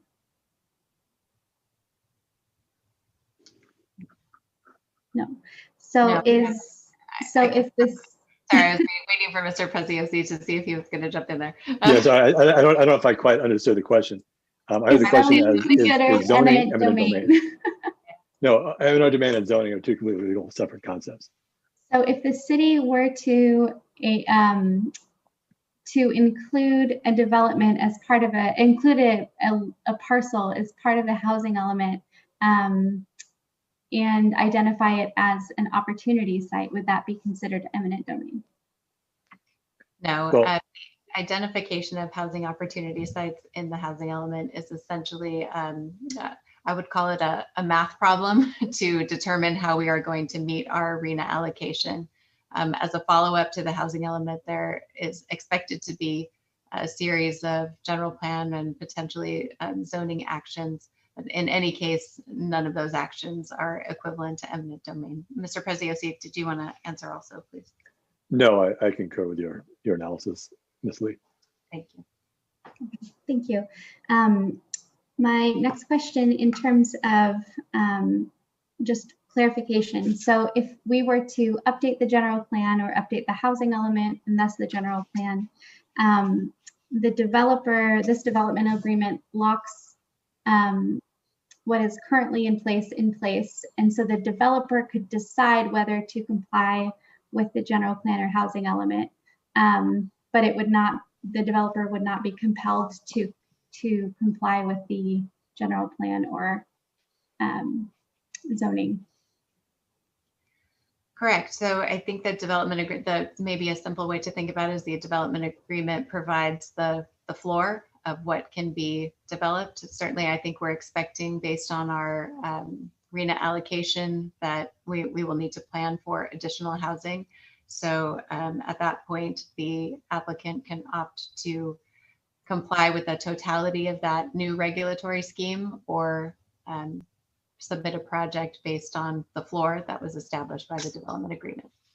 Great, thank you. And has this site ever been included in a previous housing element as an opportunity site? That is a good question. If you'll give us a moment, we'll take a quick look.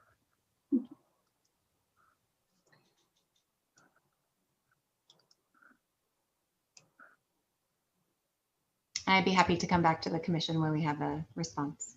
Okay, great. That is all my questions for staff.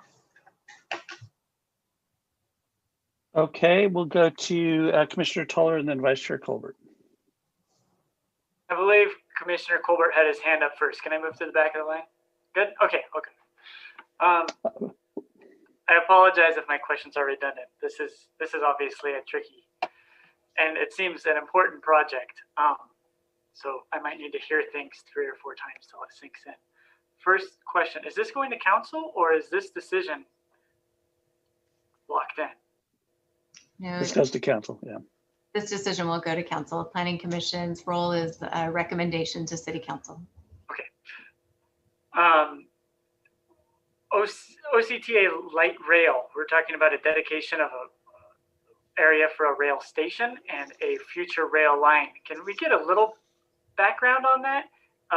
Commissioner Zick's comments, the answers were a little alarming, right? We would lose our chance to have right away for that planned regional rail and the station itself. Can we get a little background on that? I looked it up. I can't find a lot. Is it the center line project? Yeah, I believe that's what was in mind. Clearly, it predates my time at the city, but I believe that it was referencing the Centerline project, which I think we all know has sort of been put on hold for many years now. So that is what it was originally referring to. Certainly, I would ask the applicant the same question as to any sort of flexibility in the language there. Yeah, because I'm curious about how serious it is if we lose this, if we lose the space for a planned rail and for the planned station. That would definitely affect. I think that's important information. I would also just point to the provisions of the development agreement that outline sort of the circumstances under which that dedication would be made, and it includes obviously the completed project on the site, but it also includes a number of other timing stipulations. So just draw your attention to those things to really fully understand the intent of that provision at the time. Okay. Traffic trips to the side. I just want to make sure I'm understanding this correctly. Under the development agreement, there's 606 units allowed. That's the cap, or that's the floor. You said that could go up. But without the development agreement, it defaults to the regular zoning provisions for that area. And I did some, just based on dwelling units per acre, I did some calculations, and there's either about 1,000 units if it's a mixed-use project, or over 2,500 if it's standalone residential. Is that roughly correct? Ms. Walsh, can you respond to that? I'm sorry, Commissioner Toller, could you repeat that? Yeah, if this were to expire, I'm just trying to understand what development regulations this would default to. So I looked at one of your slides, and it'd say 80 units per acre, and there's 33 acres. So that's what it would default to. Like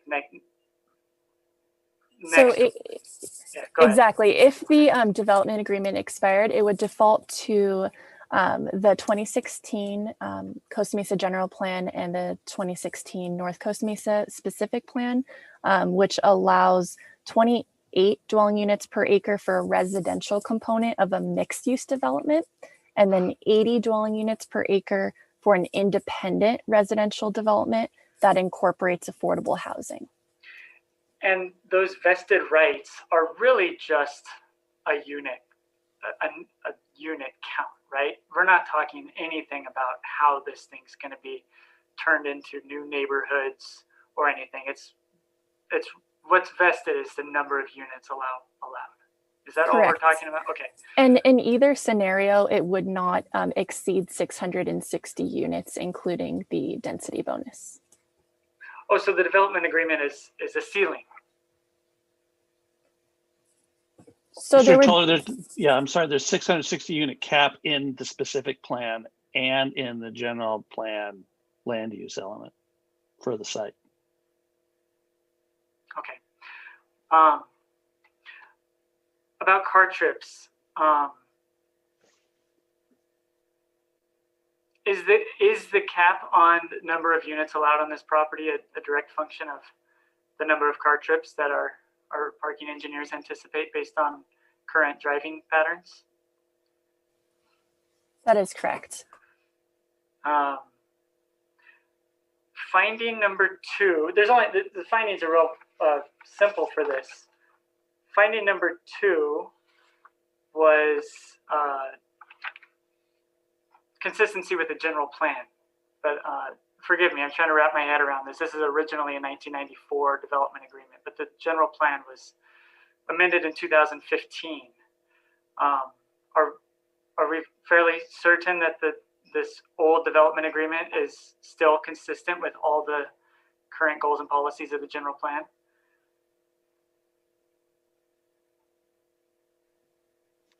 Jennifer, you're on mute. Realize that. Thank you. I would say that with the development agreement, essentially the regulatory environment is frozen. So you'll notice the findings referred to applicable general plan goals and policies. So the general plan goals and policies applicable to the development agreement are those that were in place at the time of its effective date. You do have some capacity for change when you look at the provisions of that section 2.2(2), and that sort of refers to how a future change in the regulatory environment might be treated under the development agreement. But when we refer to applicable general plan goals, we are referring to those that were referenced in the development agreement. Okay. Okay, those are all my questions for now. Thank you.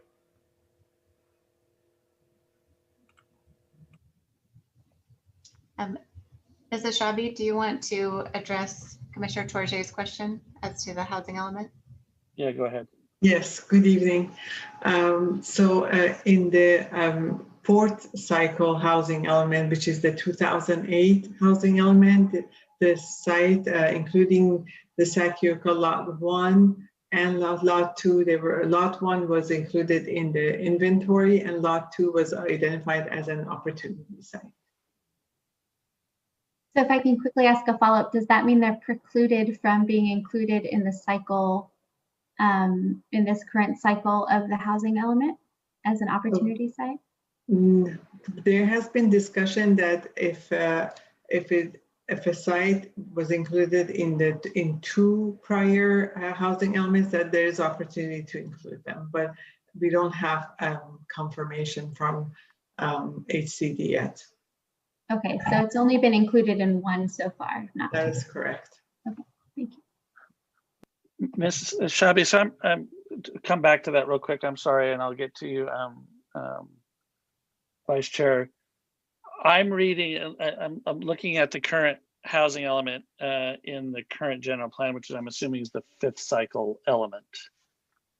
And on HOU page 56, it has there's an extensive dialogue about Sac-Yoka Lot 2 in that. And that's within the section on opportunities for new residential development. So I don't know if that constituted being listed as in the inventory of housing opportunity sites, but it's clearly discussed at some length over 2 pages, actually. So because the RHNA number was very low during the fifth cycle, it would not be included in the actual numbers, but it's a discussion as to what vacant sites are still available in the city.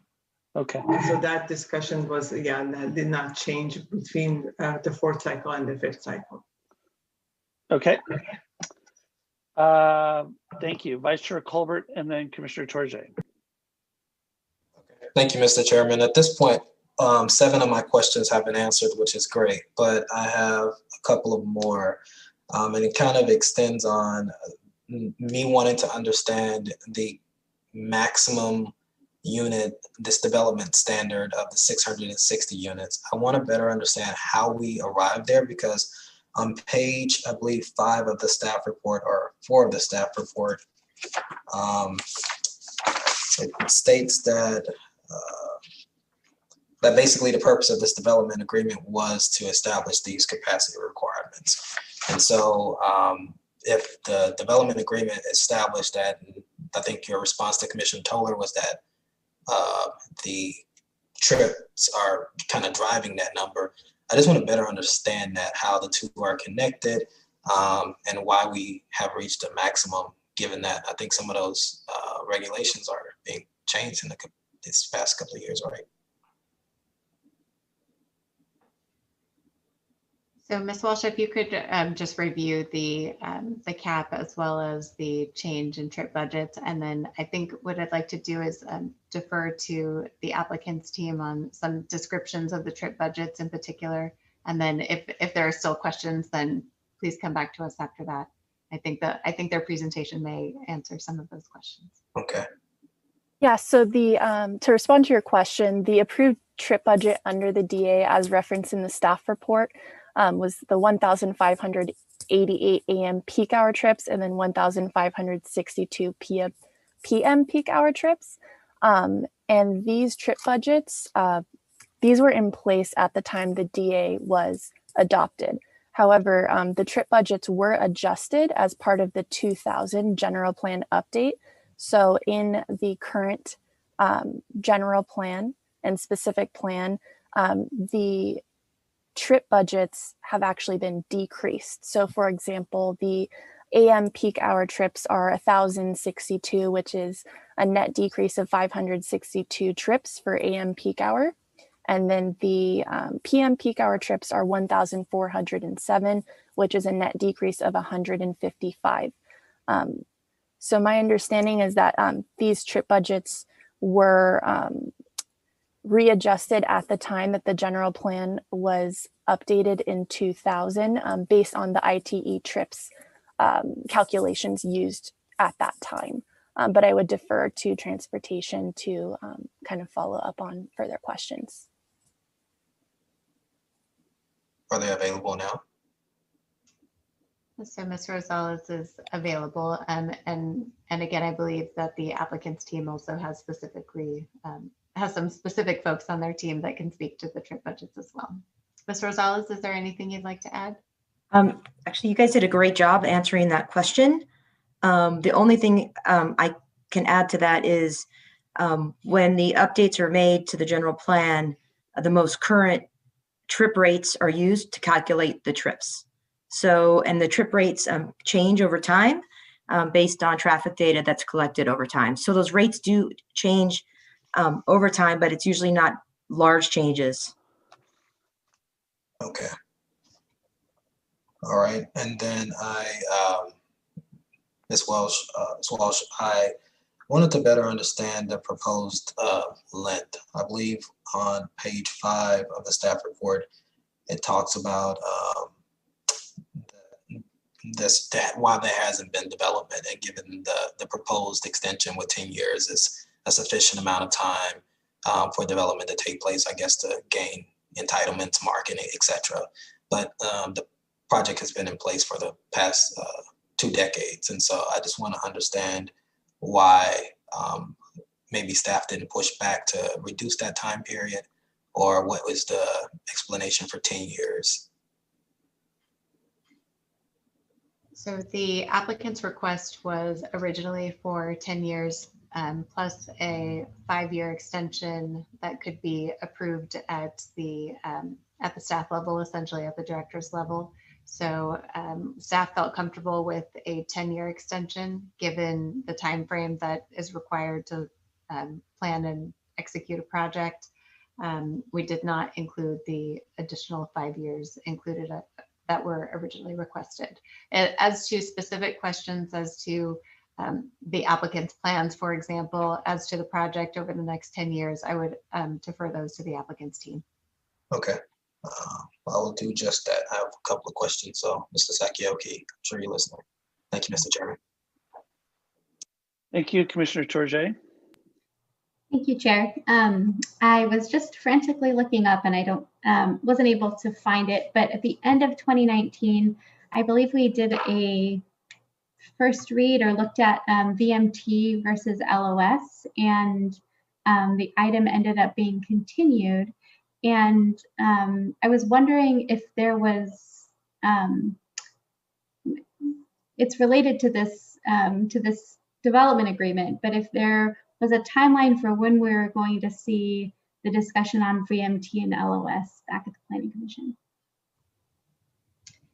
Yes, so that item was continued. Essentially, the staff's intention is to bring it back to the commission this year, but we don't have a specific timeline. Obviously, the request from the commission do require us to sort of go back and retool much of the fundamentals of that. So, so we don't have a date to bring it back to the commission.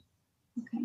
And if I'm recalling, some of the fundamentals were whether or not to keep VMT as to keep LOS or to adopt both LOS and VMT. So this is a hypothetical question, but again, it speaks similar to inclusionary housing.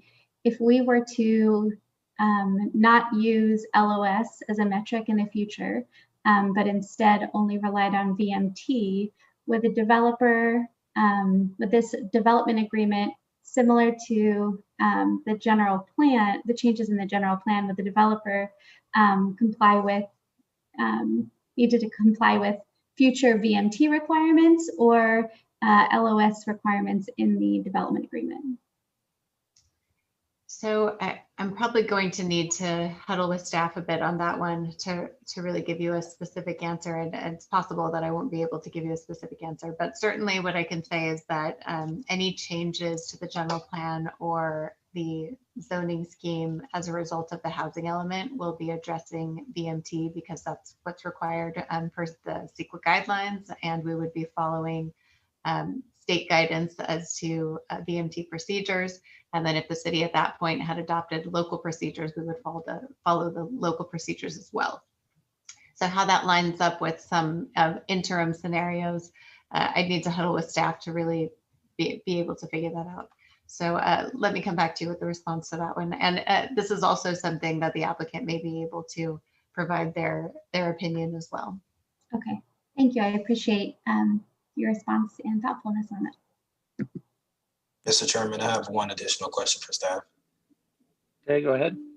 I meant to ask this earlier, Ms. Walsh, can you explain where in the process is the current application for the U-Pig agriculture? Where that is and then I'll ask the applicant some more questions about it. It's in its very early preliminary phase. It was submitted, let me get that date for you, in late 2020. So it's currently still under review by staff. So there's no scheduled decision date as of yet. So we're still working out the details on that proposal. And it's not contingent upon decisions made this evening or by council at all? No. Okay, thank you. Okay. Commissioner Toller, did you have additional questions? Yeah, just one more. I'll be quick, I promise. I just want to make sure I'm understanding this correctly, and you've probably answered this. It's me, not it's not you, it's me. Bottom of page 4 of the staff report. If the site is developed as a mixed-use project with a residential component, the maximum number of residential units shall be 660, including any density bonuses. So I'm just making sure I get this. Under this development agreement, that's a cap. 660 units is the maximum, and that is derived from the anticipated car trips that such a project would generate based on current driving patterns. And that if this were to expire and the development were to submit a proposed proposal for development, the unit count would be much higher. Do I have everything fairly straight? Not exactly. So there's kind of two separate issues, right? Or two separate matters. The 660 residential units, that's just the units per acre for the site, the maximum density allowed for that site. So each land use designation, they could have 20 dwelling units per acre, 25, 30, so on and so forth. So that's identified and runs with the land use designation. That doesn't relate to the trips. What is relevant though is that for this development agreement, the total building intensity for the entire 33-acre site cannot exceed the allowable development intensity set forth by the trips. So I'm sure transportation could weigh in more on this, but the residential units also create a certain number of average daily trips that would weigh into the overall trip budgets for the site, but that doesn't determine the density, the maximum density for the site. Okay, and last, just one more thing. That's the unit count, but from a design standpoint, what this farm, what kind of city fabric it might end up being in the future? New streets, new frontages, new open spaces. Is that at all affected by whether this agreement stands or expires, or is that for another time regardless? So that would come into play when the developer would submit their master plan application and subdivision map. And the standards that they would be subject to would not be affected by whether this current agreement in its current form continues or is redone or expires. Correct. Okay, that's it. Thank you. Just one clarification, Commissioner Toller, the standards in effect are under the development agreement are the zoning standards that were in place based on the effective date of the development agreement, but the applicant has the option to submit a project that complies with the 2016 general plan and those zoning standards. But it would be the totality of those 2016 standards. So you're sort of looking at two scenarios there. Thank you. Okay. I'm trying to figure out if I want to ask any questions or get the public hearing going. Let me ask just a few, just general. I'm picking up, Ms. Lee, some inconsistencies in the land use element of the general plan, the housing element, and the specific plan as to what is it actually zoned. And then two, I'm having trouble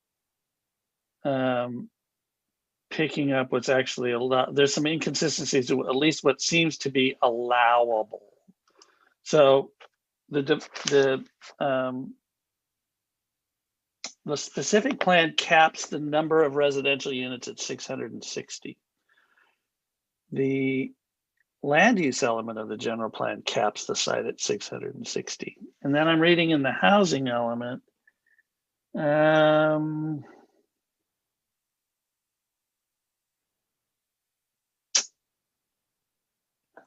it, I just had it. It was a conversation in the housing element about Sakioka Lot 2 has the potential to accommodate 739 units. So I'm a little confused as which controls in that situation. If you and can, that reference is on HOU 59 in the housing element. okay, so we're going to take a quick look at that reference. My initial reaction is that the land use element controls as it describes the actual development capacity limitations. But let me look at the context of how that's referenced in the housing element. And I will say that there are, I will say staff worked very hard to review every one of the documents that have been adopted over time. We completely acknowledge that there appear to be some inconsistencies between the documents that have popped up over time. And part of our task, regardless of the decision, will be to go back to the original approval documents and see what was the intent, as opposed to, it appears, some cut and paste errors that have just continued over time. So that's what we believe is the reason behind some of the inconsistencies in the document. So I'm going to just ask kind of procedural questions, I think.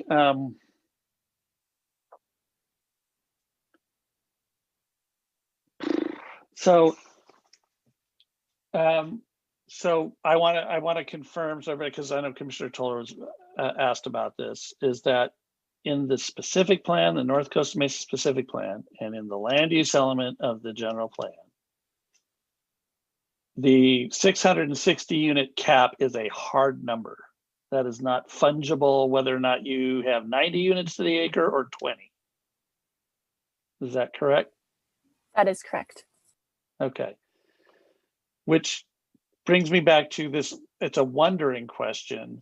Why on earth would the city council update the general plan to allow 80 units to the acre and leave the number of units allowable capped at 660?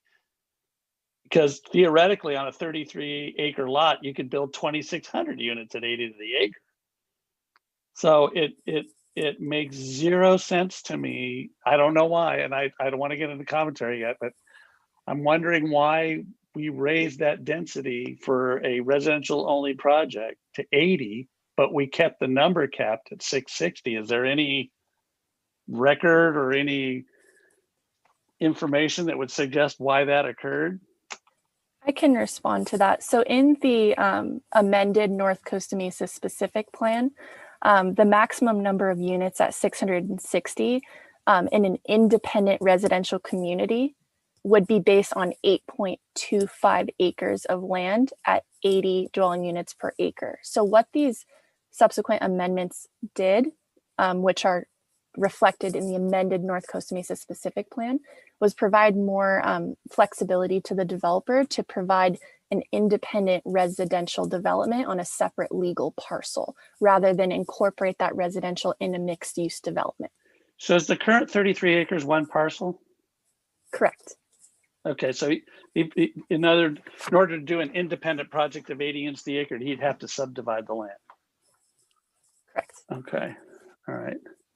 So for just for exercise purposes here,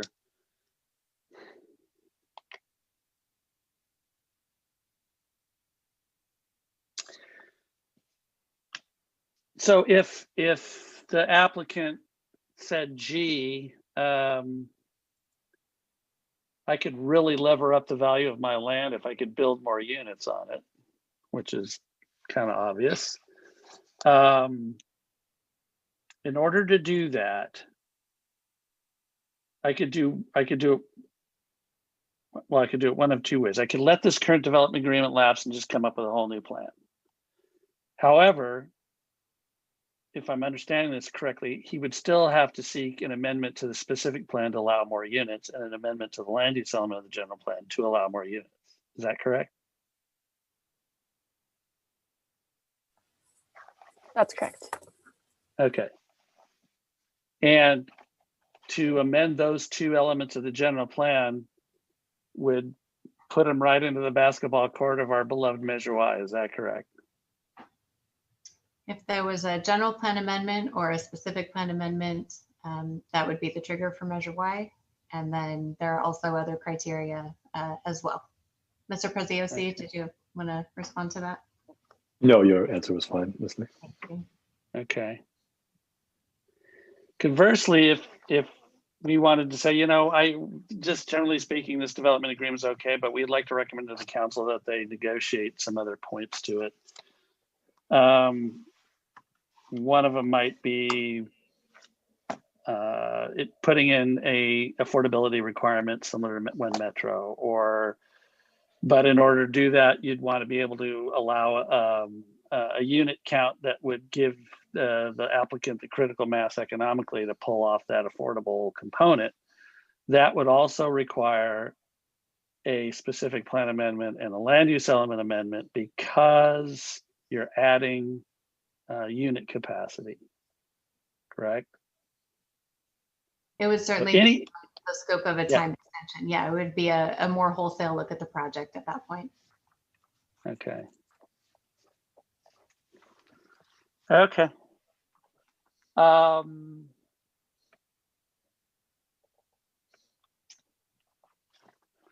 Okay, I'm going to open the public hearing. I got several more questions, but I don't want to leave people waiting. So I will open the public hearing and ask the applicant if he has a presentation to make to the commission this evening. And I see Mr. Sakioka is present and he's unmuted, and my guess is that's Mr. Petros. And so go ahead, Mr. Sakioka. Good evening, Chairman DeArcle and members of the Planning Commission, staff. Thank you very much for hearing us tonight, and certainly want to extend my thanks and gratitude to staff who's worked very hard on this. And especially after much of this discussions, I recognize that this is a lot, there's a lot to comprehend. And I have on the line with me Amy Forbes from Gibson Dunn. She's a land use attorney who's worked on this development from day one, 20 years ago, as did I. And Tony Petros, our environmental and traffic consultant with LSA, is on the line as well with us. If I could just take a step back a little bit, and I recognize, 20 years is a long time, but sometimes it goes by much more quickly than you'd think. development agreement originally incorporated much greater acreage than just this 33 acres. And some of it has been developed, and yet this has still remained undeveloped. One of the reasons is there's a lot of moving parts with properties of this magnitude in order to move forward both economically and market-wise. The primary reason for the development agreement back when we originally negotiated with the city is we, the landowner, were willing to dedicate and to put forth and physically improve a significant amount of real estate and improvements, the dedication for the streets, the on-ramp and off-ramp at Anton, as well as dedicating land for the Metro Fire Station. All the streets basically surrounding and through our property were dedicated over to the city. There was a tremendous long-term commitment on our part. And in exchange for that, we wanted assurances from the city that we would be able to ultimately develop the property and to derive the benefit from this contribution and commitment that we've made a long time ago. Now, could we have foreseen the economic difficulties of 2009 pandemic, number of issues? Obviously not. One of the things that we have been focused on, and we do move slowly, but we do move, and we try to be as mindful as we can be as we move forward with this precious resource that we have. And we've read through the staff report, we appreciate it, and we do agree with staff's recommendation of an extension. And to address Commissioner Zick's question about why hasn't it been developed, we haven't felt that the market conditions for this property at this end of of the town has really lent itself to it. We do constantly review it and look at what opportunities there are. We frankly have been focusing on the west side of the property, developing toward the east, and honestly trying not to be wasteful and just have it developed overnight or sell it off. And so, and I can also defer some of the questions more specifically to Amy Forbes and to Tony to answer some of your questions, but we're available to answer whatever we can. Okay, thank you, Mr. Sakioka. Commissioners, do you have any questions of the applicant at this time? I'm not seeing any from the commissioners yet, but obviously Mr. Sakioka will be circling back around. So I'm going to go ahead and open this to public comment. Any member of the public wishing to speak to this item, please raise your hand.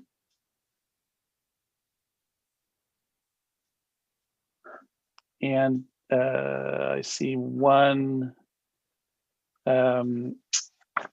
Green, Ms. Esfahani has her hand raised. Kathy Esfahani. Or Julie, sorry. You may provide your public comment. Thank you. I appreciate how difficult this this task is before you.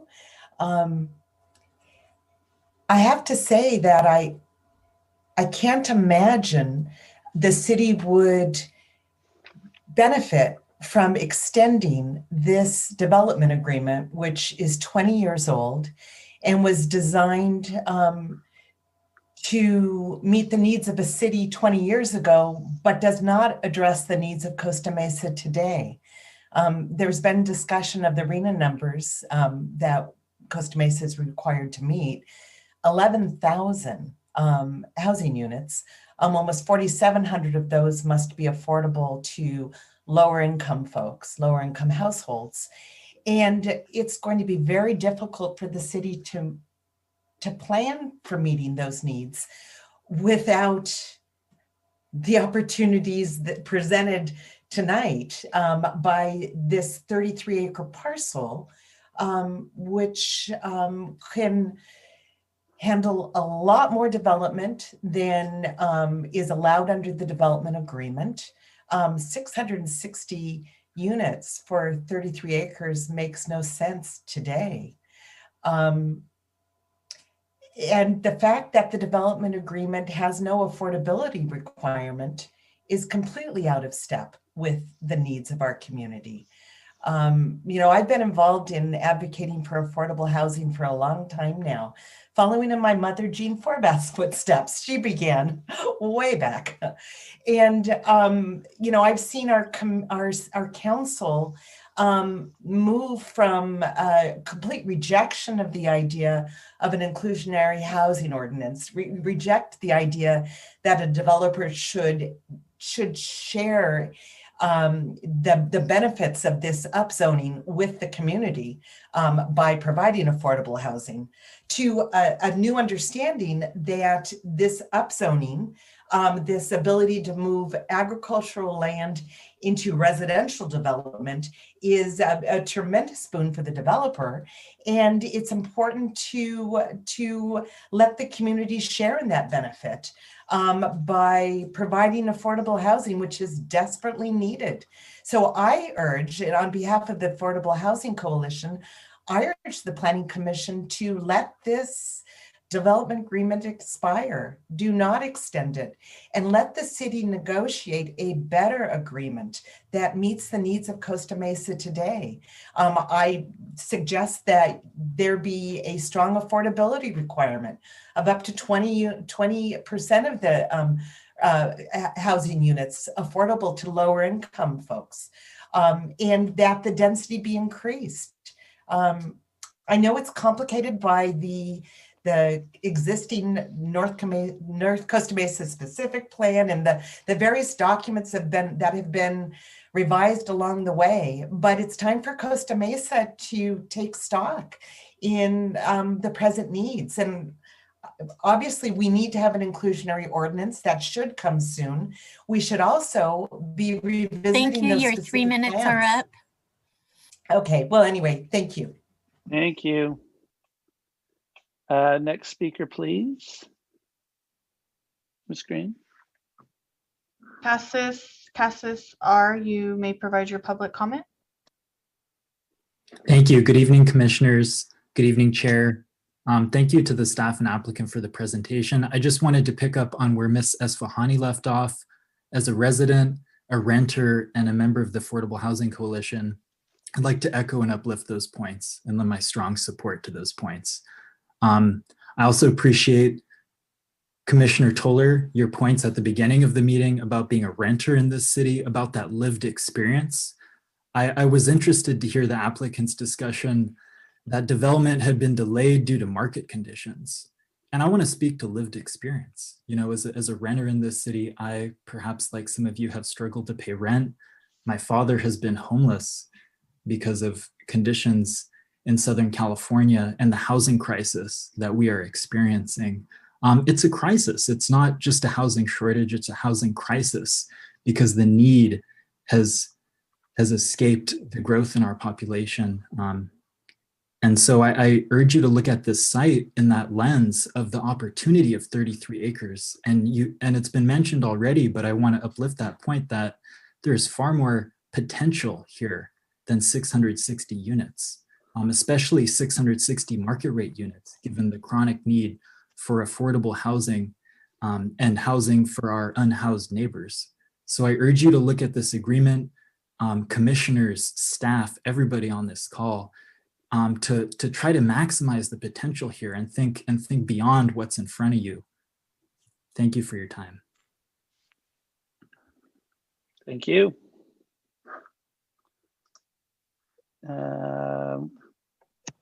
Seeing one other speaker. Yes, Linda, you may provide your public comment.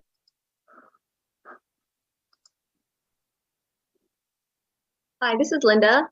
Good evening, planning commissioners. I want to thank you for allowing the opportunity to provide public comment. With such a high arena for the upcoming housing element update, it's so important that the city be able to review all the opportunities that can help achieve the city's housing needs. I'd like to echo Kathy's and Cash's comments and oppose extending and amending the development agreement for Lot 2. With the exception of the Tanaka Farms UPIC application, there really isn't any development or urgent activities on Lot 2. So there is some time between now and May to reevaluate the maximum potential use of the site, especially in helping meet the lower income RHNA. Currently, there isn't many readily available land for residential development in the city, And unfortunately, the city hasn't been very successful in building affordable housing for lower income working households.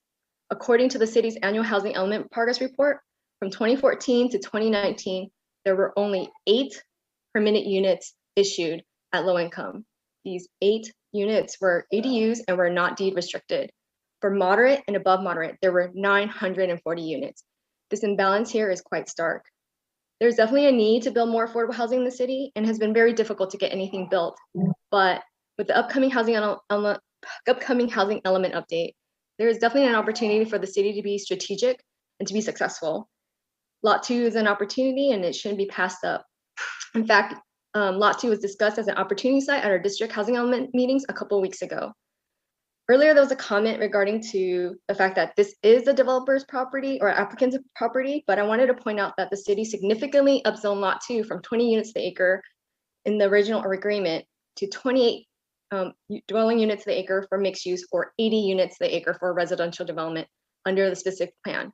This would all provide more flexibility for the applicant. This should be really considered as a benefit that the city gave away and would help provide a huge windfall for the applicant. Because of this, I think there should be an opportunity for the community to ask for community benefits, such as affordable housing in return. I'm also wondering if there's any opportunity, if the applicant is interested, for the community to continue this discussion and provide additional input on what we envision the site to be. Other alternatives can be considered, such as asking the applicant if they're interested in being a community partner by setting aside a couple acres for affordable housing. I'm also trying to think long-term. With 1 acre set aside for the transit station, it would make more planning sense to co-locate an affordable housing development near a transit station to increase transit accessibility for lower income households who generally rely on mass transit, and also help decrease the dependency of driving that would in turn decrease VMT and GHG emissions. All these issues are interconnected and there's an opportunity to address it. Thank you for your time. Thank you. Okay, seeing no one else in public comment, I'll close public comment. Mr. Sakioka, are you still with us? Yes, I am. May I ask you a pointed question, sir? Hope I can answer, but go ahead. Okay. All things being equal, if there were no caps in the specific plan for 660 units or in the land use element for 660 units, would you propose and build more if you could? That's a very pointed question, Chair. I also want to point out to the commission that the current land use designation is not just residential. I know there's been a lot of discussion of only residential, and there's a lot. Originally, I believe the bulk of the property was zoned commercial, and residential component was incorporated. So it's hard to say whether we would build more than 660 units. It all would depend again on market conditions, and it's not designated for just commercial. We're more than happy to work with the city to look at a lot of different alternatives. I have been participating in the city's housing element update and the general plan, and are very aware of what the different opportunities there are, and always happy to sit down and have discussions with the city about opportunities like that. Okay. Vice Chair Colbert. I guess I want to drill down on the question. I don't know if it was answered or not. I understand the multiple uses, but would you build? I think his answer was, I don't know. Mr. Sakioka? That's pretty accurate. We can't for sure say that X number of units could be built. There's a lot more approval process and study that would need to go into it before we could commit to saying yes, what we could and could not do. Just an example, when we worked with the city on originally the Symphony Towers site, which is at the corner of Avenue of the Arts and Anton, it was originally approved, I believe, in 2008, 2009, and it took us almost a year and a half or maybe 2 years to get that entitled. The Great Recession occurred. We had to revisit it. We had to re-entitle it for some different projects. And it was approved in 2014. 2014 or 15, we just broke ground on it I think about a year ago, and it's going to be completed in 2022. So the order of the amount of time that project of that size to be feasible is significant. So I'd hate to just make promises and say, yes, that can happen. I mean, I'd hate to be so, vague about it, but I'm just trying to bring up sort of the economic realities of how we work on projects. I guess, an old saying is, if you want to walk fast, walk alone. If you want to walk far, walk together. And we're trying to walk together with, the city and staff and trying to move carefully and thoughtfully. Okay. Have those thoughts included thoughts regarding inclusionary housing or affordable housing? We are certainly willing to have conversations with the city about all the different needs that the city has. And I think that you kind of answered one of my other questions regarding the entitlement length and why you're requesting a 10-year extension. It's built upon just the process, and as you state, market conditions. Market conditions and a lot of, we still have to go through the approval process for the property to submit a master plan. Right. So we're not asking the city to give up any of those rights or approval process or review processes at all. Right. So over the past, I guess, in the past 5 years, have you explored development opportunities there? Yes. You have? Yes. And then none of them materialized? No, they have not. There have been some opportunities that we sort of make a bid for, if you will, that did not pan out, that did not involve the city necessarily, but we've had discussions with multiple opportunities and they did not pan out. Okay. And then I guess this U-Pick thing, I'm just curious about it, honestly. Is this just an interim use on the site for? Yes, as you know, agriculture is a especially at this magnitude of smaller lots are challenging. We've had a couple other agricultural tenants on the property that it's very difficult to make them work. I've known Glenn Tanaka since we were children, and their particular unique brand of agriculture is we think is going to work on this property, and it's an annual thing. We are hopeful it's something that'll work for them as well as everybody else in the area, but it is a temporary use. Year to year. Year to year. That's what I was going to ask, because I was going to definitely year to year. Okay, cool. Didn't want anything to prohibit you working together with the city. Oh, no. And they understand that. Glenn and I mean, Tanaka Farms and us, we definitely have that understanding that it is a year to year thing, and fingers crossed. As you know, if you were to ask my father what he did for a living, he's a professional gambler, which was farming. Okay. Well, thank you, Mr. Sakioki. Was he ever in real estate development? Okay. Have you wrapped up, Vice Chair? Okay, Commissioner Tourget. Oh, I realized my hand was raised with a question asked about Tanaka Farms. They are not putting in an application to relocate. It is an additional U-Pick site. That is year to year. Yeah, I mean, are you referring to Tanaka Farms in Irvine? Yes. Yes, it is an additional site that they're trying to expand a little bit. Great, thank you. Is that it? That's it. Thank you, Chair. Commissioner Toller. Thank you, Mr. Chair. And sorry I keep bringing this up, but I'm still trying to wrap my head around what we're actually deciding on tonight.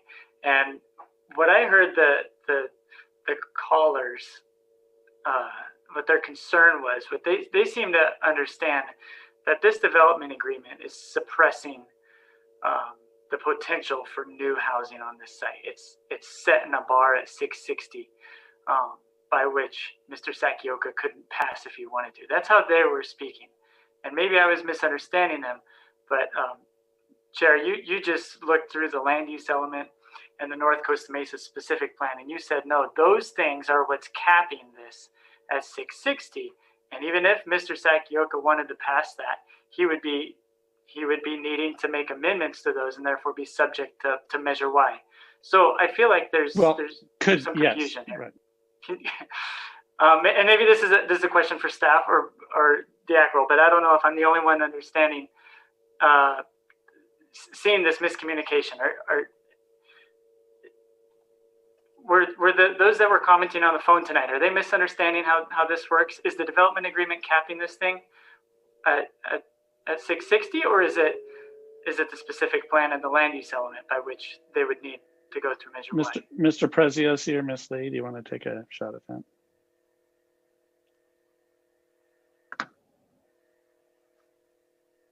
Here, I can take a shot, and then I'm happy to have the applicant weigh in as well if he has different opinions. So the development agreement is establishing essentially a development capacity envelope, so to speak, and the 2016 general plan and zoning scheme establishes a different one that the applicant has the option of complying with as well. So I don't think that the development agreement is necessarily providing a cap. Like the envelope is really created by, there's really two envelopes if I can keep going with this. It's the envelope and development capacity envelope that's established by the development agreement, and then there is the North Costa Mesa specific plan and the general plan as it was updated in 2016, and that provides a different envelope. And the applicant has the opportunity to opt into the 2016 regulatory scheme, and the extension of the development agreement, if that were to happen, provides the city the opportunity to capture the public benefits listed in the development agreement should that occur. That's the way staff views it. Commissioner, this is Amy Forbes. I'm the land use attorney. Yes, Ms. Forbes, go ahead.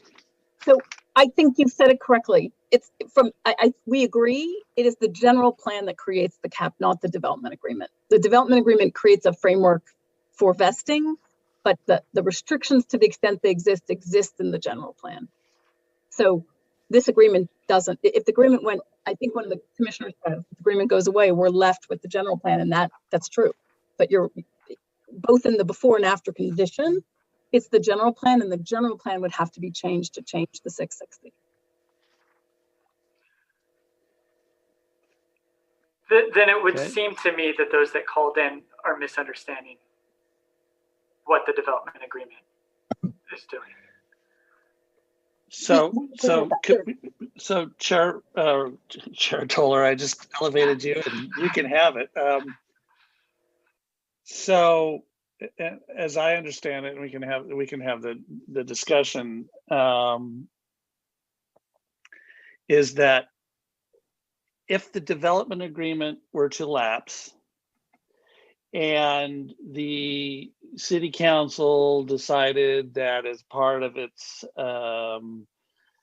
housing element update, if we're talking about this in this property in the context of affordable housing,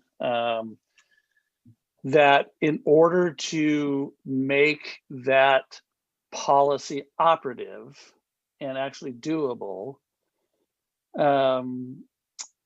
you would have to, I'm sure we have to update our land use element, and we have to amend or update our housing element and maybe our circulation element. And as Ms. Lee has mentioned in the housing element workshops, once our housing element is certified, getting all the other elements in line could take 2 to 3 years, if I'm not mistaken. So part of that process, it would seem to me, if the community wants more unit capacity on this land, there would have to be an amendment of the general plan to push it beyond 660.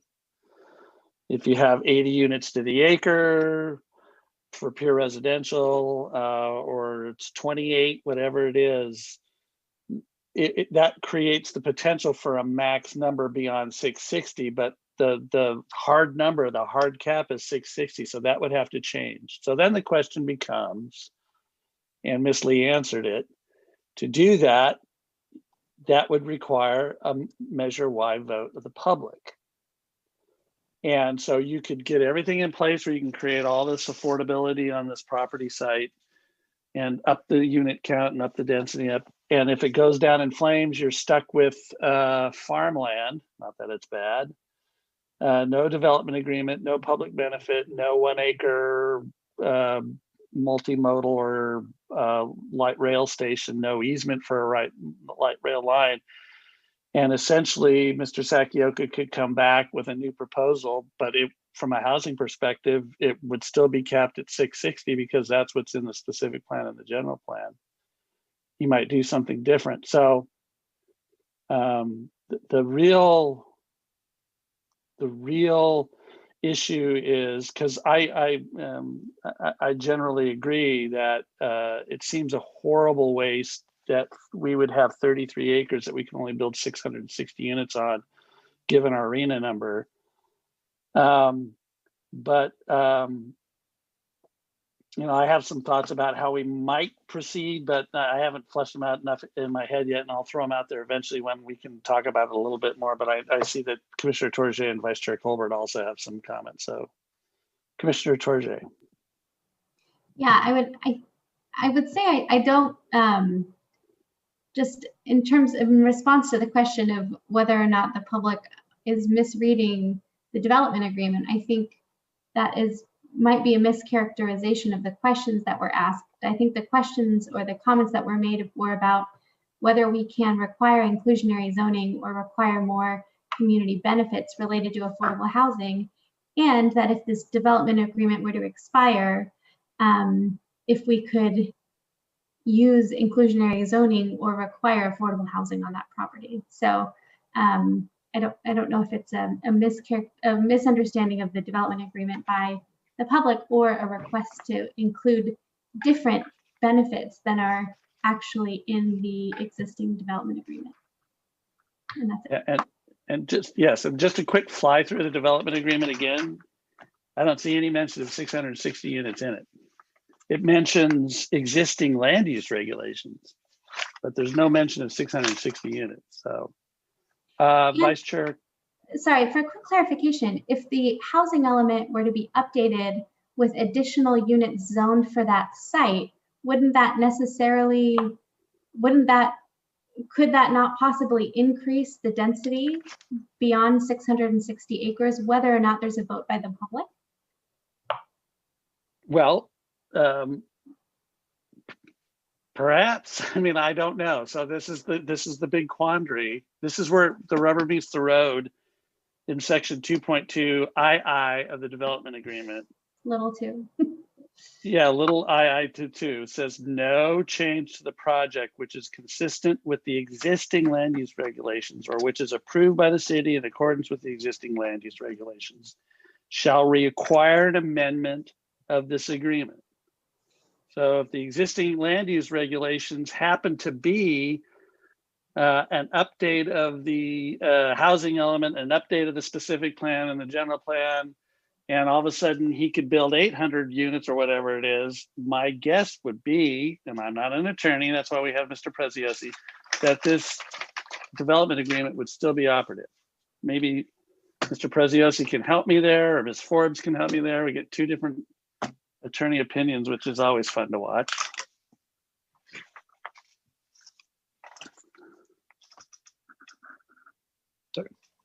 And no takers. Sorry, Commissioner D'Arrico, this is Tarquin. Sorry, my video is cutting out for some reason. Okay. That is generally correct. The issue is, I believe that the applicant's attorney may wish to speak to it, to set forth their understanding of what 2.2 Roman numeral II sets forth in their understanding. All right. Ms. Forbes, did you want to offer opinion? Sure.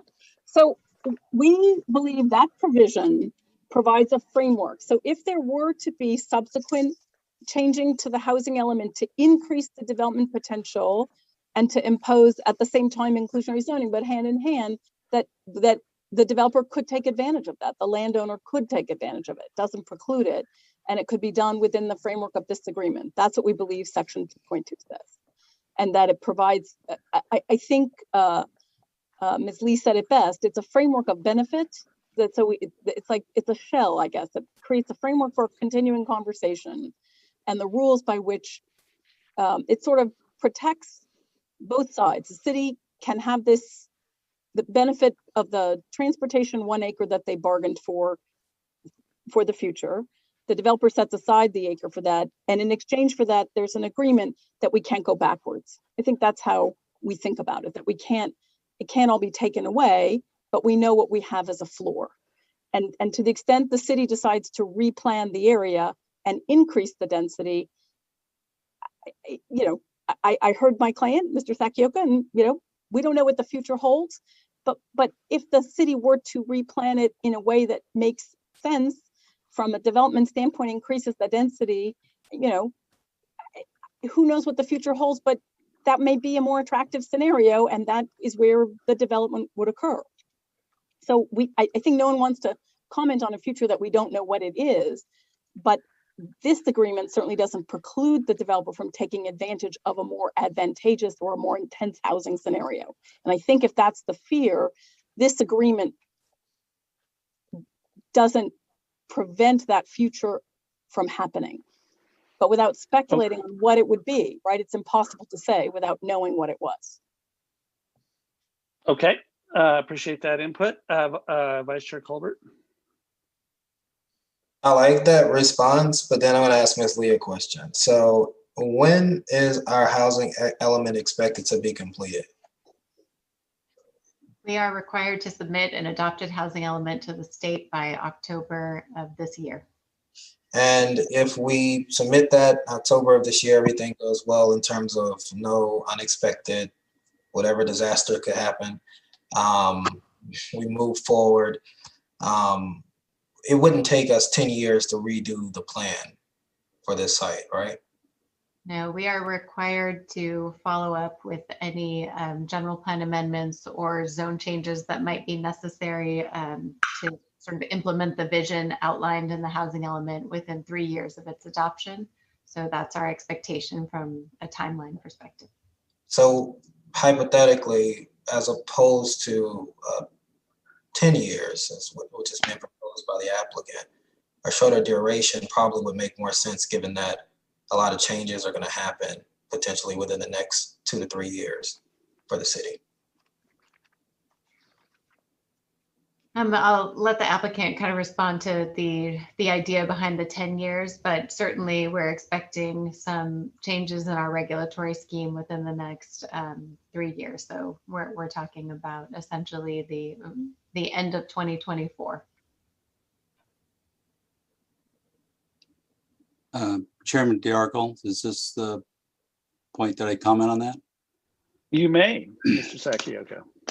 I guess the reason for the 10 years is, again, the level of assurances in order to do the planning for properties of this size. 3 years goes by pretty quickly. And in order to attract different, I guess the thing is with being able to do development thoughtfully and is having the variables not change on us. If you have a smaller development, you have a shorter period of time, you can get it and build it, et cetera, and plan it.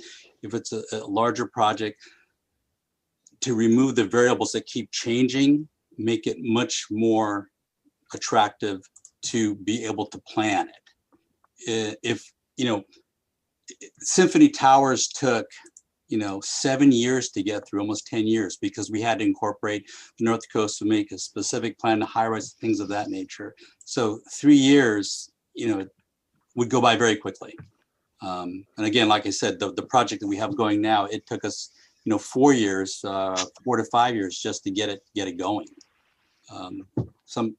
So that's why we asked for the 10 years for the extension of this. Okay. Is Lot 2 a priority for development? Yes, it's one of the remaining parcels we have in Costa Mesa that we're looking at. Okay. I do want to just, I guess it's coming through my questioning that I have a very great concern. I work in planning. I understand the process in terms of approvals, work with states and get the barriers and hiccups. So I understand how long it can take. You know, I'm building schools that won't open to 2025. So I understand. But I guess my concern is that there has been 2 decades of potential analyses, you know, proposals, developers who have potentially approached you on the site. And here we are thinking about, we have a lot of changes that are happening in the city over the next 2 to 3 years that are really influential and could be impactful to this site. And we are tying our hands again, I think, to 10 more years. And I understand what you could potentially take advantage of whatever development standards change in the future. But I just, I don't know if we need to wait that long. But I hear you on that. So I'll stop harping on it. But that is something that is very concerning, the length of time that we are we're requesting. Even though I get the process, but I just have some hesitation behind it. So thank you, Mr. Chairman. That's all I have for now.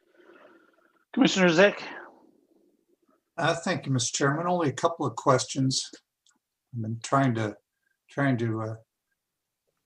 keep quiet. So, Ms. Lee, one of the things that you mentioned was that when the housing element is submitted in October, there very well may need to be some general plan amendments related to zoning to accommodate that housing element. Did I understand that correct? Yes, possible. Okay. So let's just say that as part of the housing element planning, we the city, decide what's best for Mr. Sakioka's land. And we decide that what's best is nothing but residential. So we decide we're going to rezone it residential. And the housing element goes in. Now we need to process a general plan amendment reflecting that rezoning. My question is, and it almost dovetails a little bit with the way I understood a question from Commissioner Tourget. So now you need to process a general plan amendment, rezoning that as residential. And we got Mr. Sakioka sitting there, he's the owner of the land, going, that isn't what I want for my land. Yet if we rezone it as residential without his agreement, in some respects, it's an eminent domain. We've taken control of his land. So my question is, to what extent does the landowner have a voice when we go to rezone their land? Commissioner Zick, I think it's very important, just as a basic tenet of land planning, that we are always working with the property owners to ensure that everyone's sort of on the same page as to what, you know, the future of any property looks like. So I don't think that any land planning effort would be successful if you know, planners in an office like me did it in a vacuum and we didn't speak to the community and we didn't speak to the landowner. Certainly that would not be a successful endeavor. So it's why part of our housing element outreach effort is to have sort of individual meetings with our major landowners to discuss what their goals are for their property and what they envision. And as part of that effort, to see if there's some common ground between what the city would like to see happen and what their development goals are. So I think the conversation happens more along those lines. That's an excellent answer, and that highlights and reinforces, I think, the spirit of the city's role relative to the role of a property owner. And when we take full control away from a property owner without their agreement, consent, participation, it has the effect of eminent domain, which is what you your answer clearly indicates is what we'd want to avoid. We want a participating property owner. Here's my second question. And it goes to length of development agreements. My experience is that it is very Can you all hear me? Yes. My experience is that it's very common to have 30-year development agreement terms. That is not uncommon, it's very common. My question to you is, do you agree that 30 years is a very common duration for development agreements? I've typically seen 20 to 30 years, yes. Okay, thank you. Thank you, Mr. Chairman. Okay, good. Can you guys hear me all right? Yes. Okay. Great. Vice Chair Colbert, did you have more questions? Oh, no, I just didn't lower my hand. I want to respond to Commissioner Zick, but I'm not on the 20 to 30 year piece. I hear that, but I guess for clarification, and maybe this is more of a legal question, I think we're throwing around the term eminent domain when maybe we're thinking about a legal taking, which is the reduction of value, as opposed to, like, if we did change the zoning on a property and did not and limited its potential gain of revenue use, it wouldn't be necessarily, I guess eminent domain would be the tool, but it would be it could be considered a taken, right? More so than a down zoning can be considered as a taking out. Yeah, Vice Chair Colbert, I think the word you're looking for is inverse condemnation and eminent domain are the two key ways to do it. Down zoning can be inverse condemnation or partial taking. Okay. All right.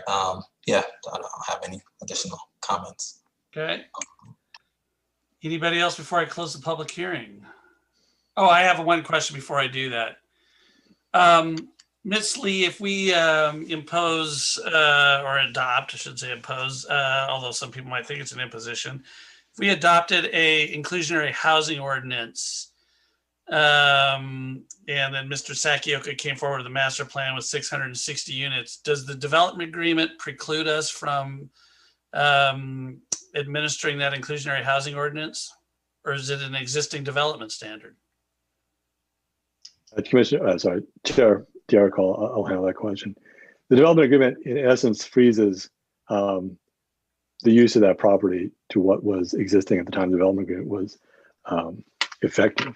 So typically an inclusionary housing ordinance, a land use ordinance, could not apply to the development agreement as long as the development agreement was in effect, generally. Okay. All right, I'll close the public hearing. Commissioners, do you have any comments, motions, suggestions? I'll have a few comments when I hear a motion one way or the other. Anybody raising their hand?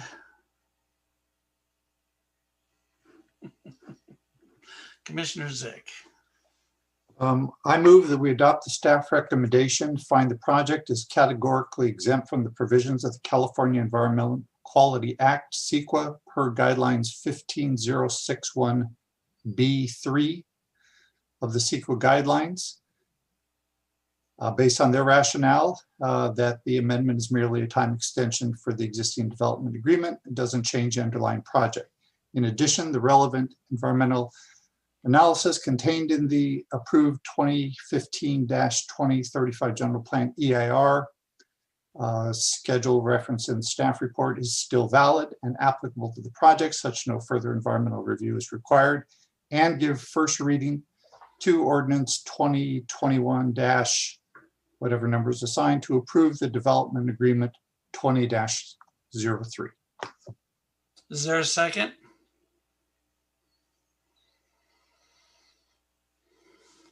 Okay, let me try something. I'm going to try Vice Chair Colbert. If you're going to make a substitute. Where you raised your hand, were you going to second the motion? I was going to, but I have comments. Okay, so I was going to assume there's no second and offer an amendment. So are you seconding the motion? Yes, I'll second it. Okay.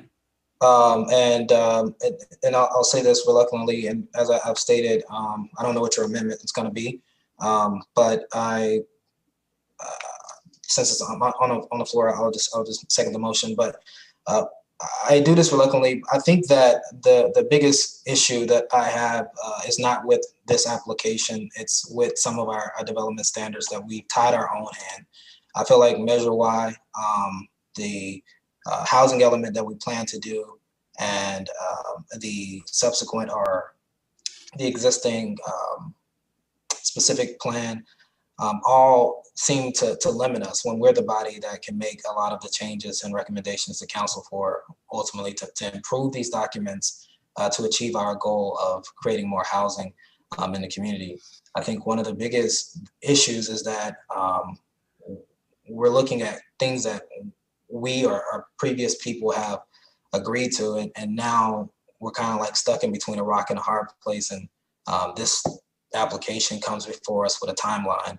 And I think just me and my thinking, I wish we could, I feel like we're rushed, and this is not the best decision to make at this time because so many other decisions are about to be made which impact this. And so I don't want to penalize the applicant because of our existing documents, because they are only following the guidance of this, but they're making an ask to adhere to existing policies, and there's no guarantee that they would in the future with from what I just understood with the housing element, agree to anything. They could agree to new housing policies, but there's no guarantee that they will. Or an inclusionary housing policy, or they could create more units, but there's no guarantee that they will.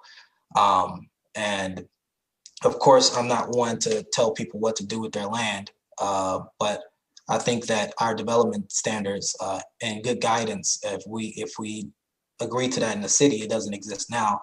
In the future, we could develop standards that promote good development that includes inclusionary housing. That includes or allows for more unit counts, that includes or allow for, but right now that doesn't exist. And I don't think that I can, by the staff report, hold the applicant bound to something that we just need to improve upon in the future. So that's kind of why I reluctantly agree, but I would love to work with Mr. Sakioki and see whenever he works with the city, what their plans are to make sure that this is a thoughtfully inclusive project because everything in that area is high price and it's not targeted or inclusive. The Enclave, the project he just mentioned, 580 Anton, and a host of other areas are not really what one could consider affordable unless you are a 1% target demographic, and that's not where I think the direction that the city is headed. So I conclude my comments there.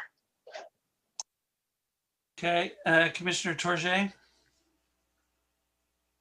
Yeah, I had a couple comments to make, but I wanted to see if there was an alternate motion that we can accept. Oh, so you open the door. I'm going to offer a substitute motion, but I need a little bit of help from staff. I kind of want to preface my comments. It is not my intent to not extend this agreement. It's not my intent to scuttle the agreement. I think we need to extend it. However, I think we are derelict in our planning duties and our obligations in our oath of office relative to upholding state law, that if we let this land go and it is not a meaningful part of our upcoming housing element, we are making a huge, huge mistake. With all due respect to Mr. Sakioka, who I like a lot, his family's been in this community for a long time in the history. 20 years, lots changed in 20 years, and we're faced with a freight train coming down the track with us that has very real potential economic and financial impacts on this city if we don't come through. And so to take this 33-acre parcel and to just lock it up in a 20-year-old development agreement that obviously didn't contemplate a housing crisis 20 years ago, and just let it go because we have a difficult regulatory regime in the specific plan and the general plan, and in a voter requirement to approve anything that's substantially different from those plans, does not mean we should just wash our hands of our obligation and let this property go. So here's what I'm trying to figure out, staff, in a substitute motion. We don't need an inclusionary housing ordinance to require a affordability component in the project and the development agreement, do we? We do. One Metro West has one. We don't have an inclusionary housing ordinance yet, do we? We don't have an inclusionary housing ordinance. One Metro West included affordable housing percentages essentially in their development agreement as part of their public benefit consideration for vesting rights under the development agreement. Okay. That development agreement is still pending council approval, just for the record. And we mentioned density bonus. Mr. Sakioka has every right under California density bonus law to invoke a density bonus, irrespective of whether or not we have an inclusionary housing ordinance, correct? Correct. Density bonus is separate from inclusionary housing. Okay. So here's what I'm getting at. I'm trying to figure out if there's a way we can, I want to move that we extend the agreement for 10 years, but I want to add provisions to it. And I want to recommend to the council that they negotiate additional provisions to the agreement. And that would somehow be along the lines of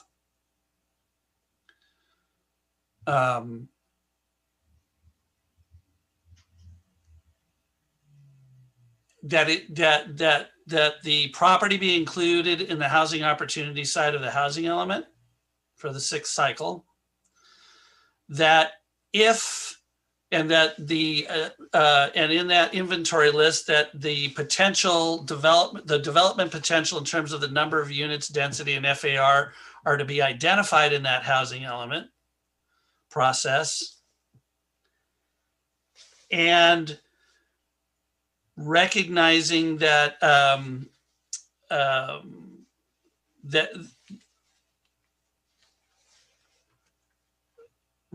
so what I want to do is set it up so if we do a housing element update, we do a specific plan update, we do a general plan update as part of our housing element update, and that all gets approved by the voters, Mr. Sakioka has to go the route of more units, affordability, blah, blah, blah, blah, blah. If it doesn't pass muster of the voters, then he gets to do his 660, which is in place now. But I want to create that parallel path in the development agreement. Otherwise, I can't vote to extend the agreement because I think we're making a huge mistake if we let it go for 10 more years. He's locked in place with the standards he has now, irregardless of what you do from an affordability component. And we just let a huge, huge parcel of land that could help us solve our housing crisis go by the wayside. So I want to respect Mr. Sakioka's existing rights under the development agreement.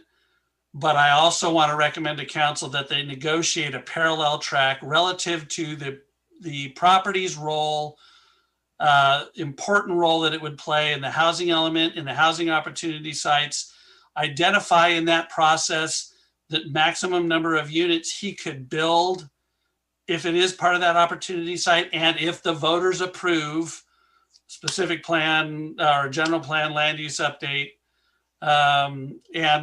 and whatever modifications we have to make to trip budgets, whatever. So I want to give, I'm trying to create where we have choices.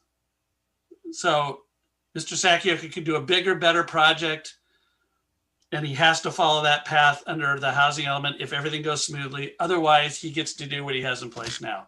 I don't know whether or not that's possible, but that would be my motion. And somebody else can figure out in much more concise terms how to codify that and or how to put that in and recommend and push that up to the council and see what they want to do. So that's my motion to extend the agreement for 10 years, negotiate a parallel track for the inclusion of the Sac-Yoka Lot 2 and the housing opportunity sites, and identify a maximum density in that regard, FAR, all of that. And then if that triggers a Y vote and it passes, he has to take that path. If it doesn't, he can go back to his 660. So is there a second for that substitute motion? I second.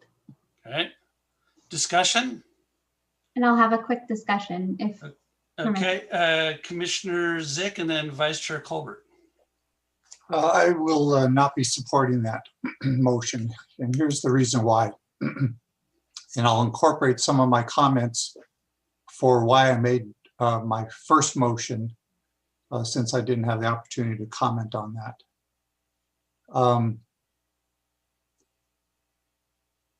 I strongly reject the idea that we do part of the work here and then we ship up to the city council the rest of the job. We send them a half-baked plan again. We say, hey, do this, but while you're at it, negotiate a whole bunch of good stuff. And a whole bunch of good stuff that we didn't negotiate down here at the Planning Commission, which is part of our job. If we think some of these things ought to be part of the development agreement, we negotiate it. We work with staff, we work with the applicant, we negotiate it. Then we send to council what we think ought to be approved by them, not we send them a work plan of what we think they need to go work on. I just wholly object to that. Well, first of all, Commissioner Zick, the chair's retaking the floor. Okay. Planning Commission Planning Commission does not negotiate development agreements, and we have May 15th as the deadline. So I have no problem making the motion that I did. You may continue. Thank you, sir. So we have another project that we are currently working on where we are helping staff with points of view as part of a development agreement negotiation. So I would say we do get involved, but maybe it's a difference of opinion or semantics. I believe that this applicant could have just as easily entered into a 30-year agreement when this agreement was signed. I don't think it's too much to ask that the deal that he made with the city, for which the city has gained tremendous benefits and will continue to gain some benefits, I don't think it's too much to ask for an extension of that agreement. So for that reason, I will not be supporting this motion. Very good. Commissioner Tourget. I've been thinking a lot about the role of Planning Commission and something Commissioner Colbert mentioned, which was that there's been decisions that were made in the past that tie our hands now, and that we can't hold the developer accountable for those decisions. And while I agree with that, I think what is, if not this commission, who is going to make hard recommendations and hard decisions to give to City Council to consider, especially when it has to do with something as important as RHNA and our housing and our future affordable housing needs. I will not support a motion going forward that doesn't include an option for inclusionary housing or affordable housing as indicated by the chair, because I believe it would be irresponsible on our part to continue policy and plans that do not include the thoughtfulness towards these upcoming RHNA numbers that we're going to have to consider, especially on a parcel like this. And so while I really appreciate Mr. Sac-Yoka and the development agreement that's been in place, just like we couldn't envision the financial crisis that took place earlier in the decade, we couldn't envision the RHNA allocation that is happening now in the state's housing crisis, I believe we can envision how we move forward. And I think that needs to be something that we consider. Okay, thank you. Commissioner Russell. Yes, first of all, I want to just appreciate the Sakiokas tradition of supporting the community and what they've already given out of the development agreement. I'm also not really comfortable with just having something that's a 20-year agreement that was planned 20 years ago, extending another 10 years. Things have changed dramatically in the last few years. They will probably change. If I had my druthers, I would let I'd probably let the development agreement lapse, or my real preference would be just to extend it a couple of years and see if we can get all of the pieces that from all the different plans and the housing element, get those together and then come back and discuss with Mr. Sakioka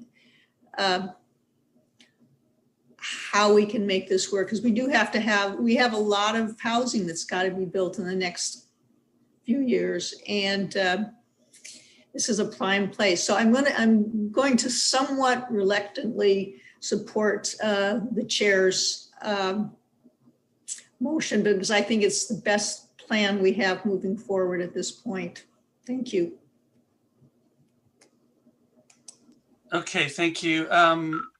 So a quick question of staff. Is the motion clear? And two, Mr. Preziosi, do you see any problems with it?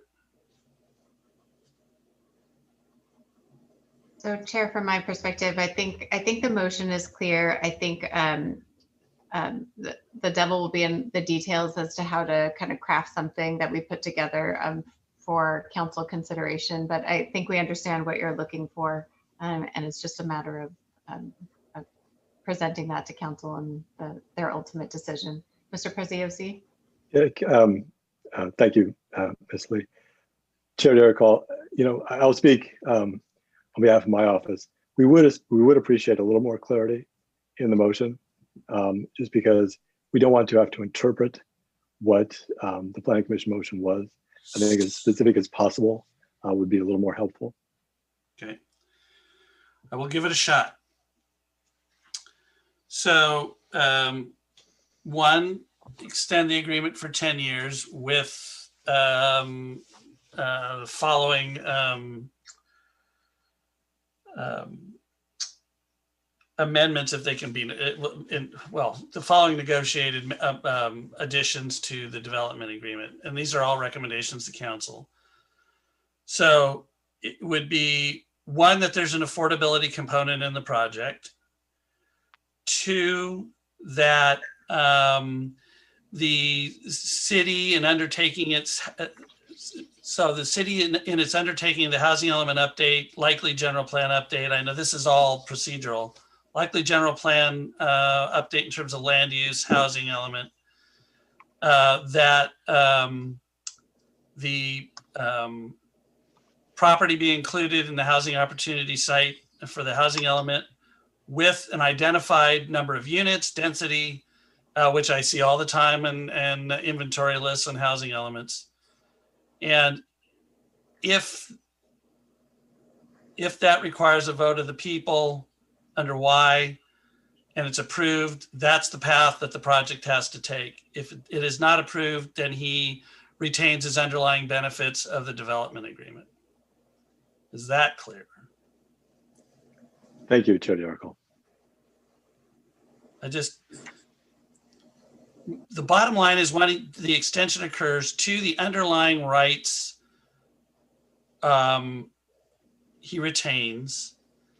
But what I want to have done, and this can probably be done in a few simple clauses, if the property is part of the housing element, and if the property has a higher number of units allocated in that housing element, and if the people vote yes on that amendment in the general plan, then that becomes the controlling standard in the development agreement. not the 660. That's it, and that's the best way I can synthesize it. Thank you, Chair Dirical. I think we understand your direction. All right. I just want to make sure I'm not proposing anything that's illegal, although Ms. Forbes might argue with me, but we'll see. Okay, so there's a motion. Any other comments on that? Vice Chair, you got your hand raised again? Oh, yeah. I just want to kind of respond to Commissioner Torjay's comment. Definitely hear you on affordable housing. Completely in support of that. Don't want my second of that to in any way communicate that I'm not supportive of affordable housing. I think that's clear for me and what I want to see happen in this community. I think prior to the statements that were just made, it was unclear to me what we would be supporting, and I would definitely have been unsupportive of sending something to council that I didn't understand and will allow staff to decide on prior to me even knowing. I definitely would sign up for that ride.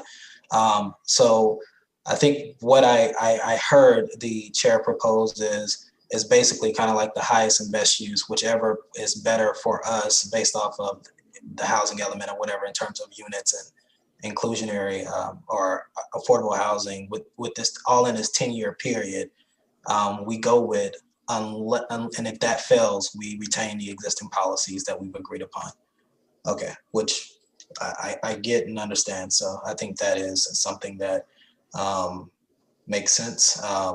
So essentially, the second option is the first motion.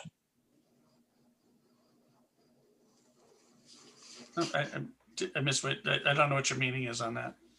The second option is yeah, so we're about to vote on the substitute motion that I just made. And oh, by the way, the city council could look at this and go, what a train wreck, and just go ahead and extend the agreement. This is just a recommendation. So I'm just trying to do my job, trying to protect Mr. Sakioka's rights. That's the best I can come up with. So Julie, roll call please on the substitute motion. Chair Dirical, Aye. Vice Chair Colbert, Aye. Commissioner Russell, Aye. Commissioner Toller, Aye. Commissioner Torjay, Aye. Commissioner Zick.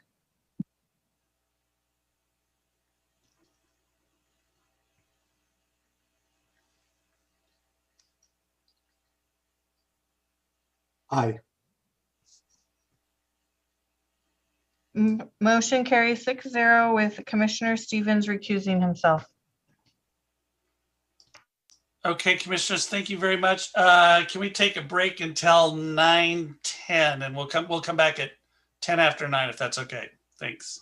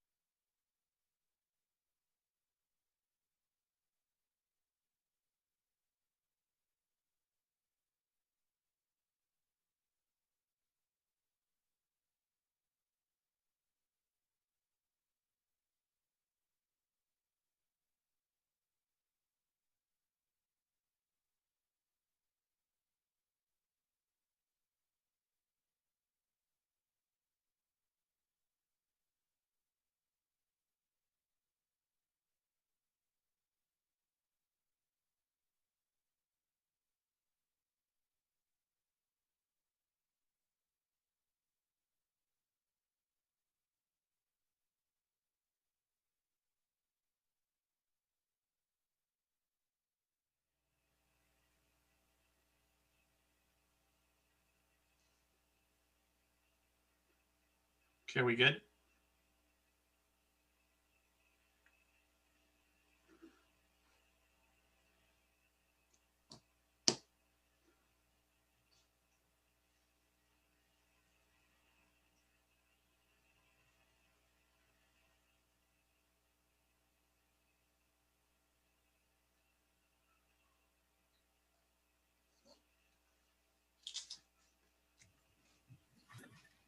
Mr. Chair, you are live. You may begin. Okay, great. Thank you.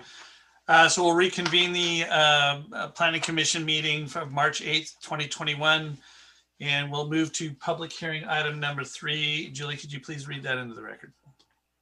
Public hearing item number 3, zoning application 20-22 for a minor conditional use permit to allow group counseling in the planned development industrial zone located at 3001 Red Hill Avenue, Building 4, Unit 106. Please note that we have not received any public comments for this item. This is a call to report any ex parte communications. Okay, before we do that, Vice Chair Colbert, you have an announcement? Yes, I will be recusing myself from this item. Okay. Thank you, sir. Commissioners, any ex parte communications to report? Okay, seeing none. Ms. Walsh, the floor is yours. Thank you very much.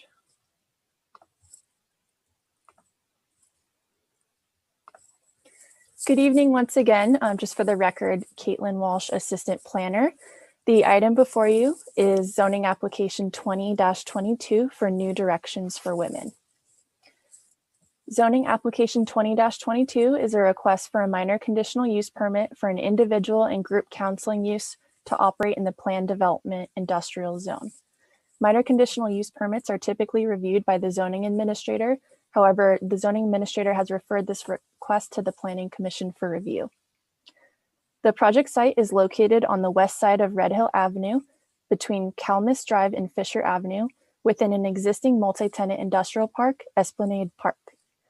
The property has one point of ingress-egress off of Calmus. The subject property is zoned PDI, Planned Development Industrial, and has a general plan land use designation of industrial park. The site is bounded by industrial and commercial uses to the north, south, east, and west. The project site is approximately 8.6 acres and contains 6 two-story industrial buildings totaling approximately 141,000 square feet with 470 existing on-site parking spaces. The property also has a shared parking agreement with the property owned by the Orange County Board of Education located to the west. As a result, there are a total of 850 parking spaces striped between the two properties, resulting in a surplus of 374 spaces above the amount of parking required by code. Here are some photos of the interior of the suite occupied by New Directions for Women. The left is the group counseling room and the right is the computer lab. In the way of background, the use was originally established at the site in 2014. However, the necessary approvals required prior to establishing the group counseling use were never obtained. The applicant applied for a recertification for the outpatient individual and group counseling facility with the Department of Healthcare Services in 2020, which required a fire clearance and zoning verification from the city. Consequently, the applicant was informed at that time that a minor conditional use permit is required to bring the use into compliance with the zoning code. It should be noted that since the applicant was notified of the minor conditional use permit requirement, no group counseling has occurred on site. Group counseling is not a use that is specifically listed in the city's land use matrix. However, per zoning administrator determination 8-5, group counseling use has been categorized as similar to a trade and vocational school for zoning purposes. As such, trade and vocational schools and therefore group counseling uses require a minor conditional use permit to locate in the planned development industrial zone and have a higher parking requirement of 10 parking spaces per 1,000 square feet versus the typical industrial parking requirement of 3 parking spaces per 1,000 square feet of gross floor area. However, as mentioned, 189 surplus parking spaces exist on the Red Hill property. Therefore, the use complies with parking, and a minor conditional use permit to deviate from parking requirements is not required, despite the higher parking rate that applies to group counseling.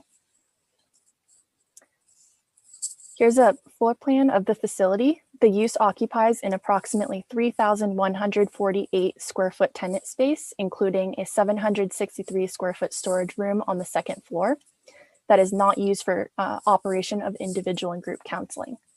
The proposed floor plan for the use includes a reception area, kitchen, administrative offices, computer lab, one group counseling room, and storage. As described in the applicant letter, the use is an intensive outpatient and or partial day programming facility and involves individual and group counseling for drug and alcohol addiction recovery, as well as yoga and meditation classes for counseling clients only. The facility proposes a maximum of 5 employees, including four full-time staff and 1 part-time staff, with no more than 15 clients within the suite at any given time. As conditioned, group counseling would be contained within the one 576 square foot room. And the proposed hours of operation for individual and group counseling are Monday through Friday, 8 a.m. to 4:30 p.m. As proposed and conditioned, all counseling participants, both individual and group, would be brought to and from the site in 8 to 15 person passenger vans and would be dropped off between the hours of 7:30 a.m. and 7:45 a.m. and picked up again between 3:30 p.m. and 4:30 p.m. In addition, no passenger vans would be parked on site overnight. Furthermore, conditions of approval are proposed to ensure the use operates as proposed. These conditions are related to the hours of operation for the proposed use and the maximum number of clients in the facility, the areas permitted for group counseling, the maximum number of shuttle vans permitted to be utilized, and the requirement that all participants be brought to and from the site via shuttle vans, and a condition related to outdoor smoking if one is proposed. Therefore, staff recommends that the Planning Commission adopt a resolution to find that the project is categorically exempt from the provisions of California Environmental Quality Act per CEQA Guidelines Section 15301, existing facilities, and approve zoning application 20-22 subject to conditions of approval. That concludes my presentation, and the applicant has also prepared a presentation this evening. Great. Thank you, Ms. Walsh, very much for your presentations this evening. Commissioners, any questions of staff? Okay, seeing none, I will open the public hearing and ask the applicant to raise their hand so I know they're here. Very good, Ms. Bright. And before you begin, I want to ask you if you've read the staff report, the findings and the conditions of approval, and if you agree with the conditions of approval. Yes, Commissioner, I have. My name is Sue Bright, and I'm the Executive Director for New Directions for Women. Please proceed with your presentation.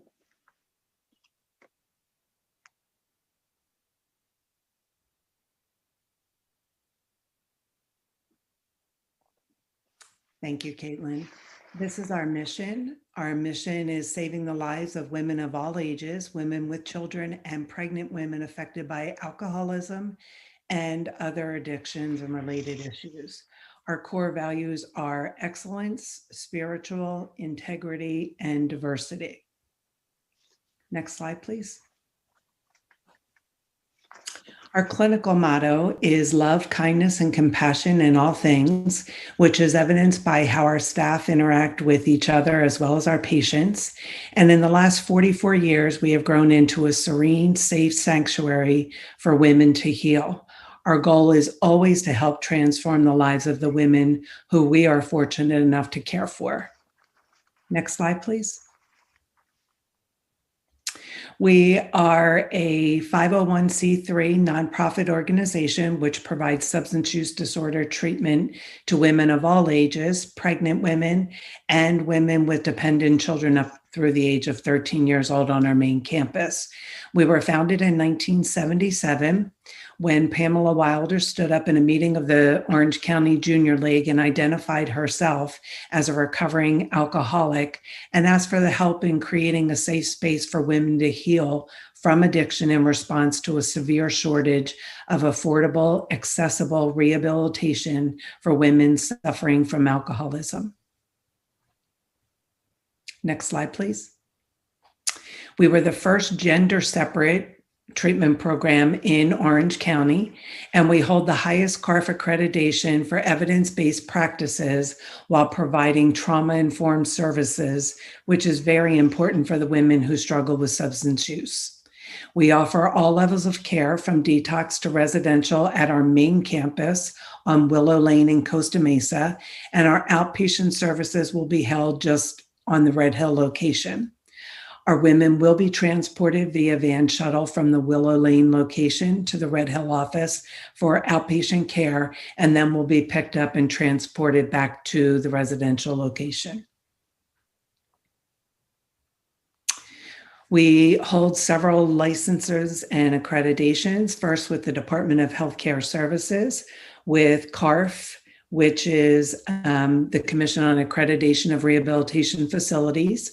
We are also registered with the Sober Living Network, and we are ASAM certified, which is the American Society of Addiction Medicine, as well as Wellbriety certified. Next slide, please. The minor conditional use permit would allow us to offer services at the Red Hill location, utilizing our partial day and intensive outpatient programs, as well as our general services, which are group and individual therapy. Next slide. For partial day programming, services are provided Monday through Friday from 9 until 3:30 p.m. Our women are required to attend 12-step meetings or some other sort self-help option. The number of meetings is determined by their primary clinician. Next slide, please. Excuse me. The intensive outpatient is Monday through Friday, again from 9 a.m. until noon. Excuse me. And again, our women are required to attend 12-step meetings or some other self-help option as well. Next slide. The outpatient program is a combination of group and individual sessions. These services are provided to our women who have completed residential, intensive outpatient, or partial day programming. Our continuing care is weekly group therapy. As we know, addiction is a lifelong chronic disease. The longer a woman stays in treatment, the greater her chances are to achieve lifelong responsible recovery. Next slide, please. As one of the nation's oldest gender-separate treatment centers, and as one of the few in the country who serve pregnant women, we are grateful to be able to provide this resource to the community of Costa Mesa. By allowing the Red Hill location to serve in our continuum of care, we are providing valuable and life-saving services that otherwise would not be available. Thank you so much for your consideration. Thank you very much for your presentation, Ms. Bright. Commissioners, are there any questions of the applicant? Commissioner Zek. Ms. Bright, I want to thank you for the presentation. Also want to thank you for the work you do and for your service to those in the community that benefit from your services. I don't have any questions. I just wanted to thank you. Thank you very much, Commissioner Zek. Okay, very good. Commissioners, any other questions of the applicant? Okay, seeing none, I will open this for public comment. Any member wishing to speak to this item, please raise your hand on Zoom or press *9 on your telephone. I see no public comments on Zoom. Ms. Green or Ms. Colgan, are there any telephone? Mr. Chairman, I do not see anybody that is, their hands are raised. Okay. So I'll close public comment and bring the item back up to the commission. Are there any motions or additional questions of staff? I'll close the, if there are, well, let me go back. Are there any further questions of staff or the applicant? We'll start there. Seeing none, I'll close the public hearing and ask if there's a motion.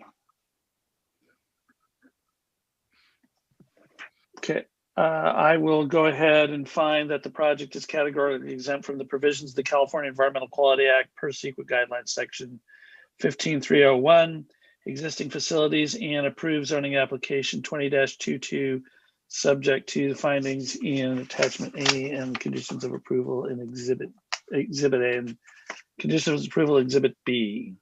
Is there a second? Commissioner Russell. I need to have you. Yes.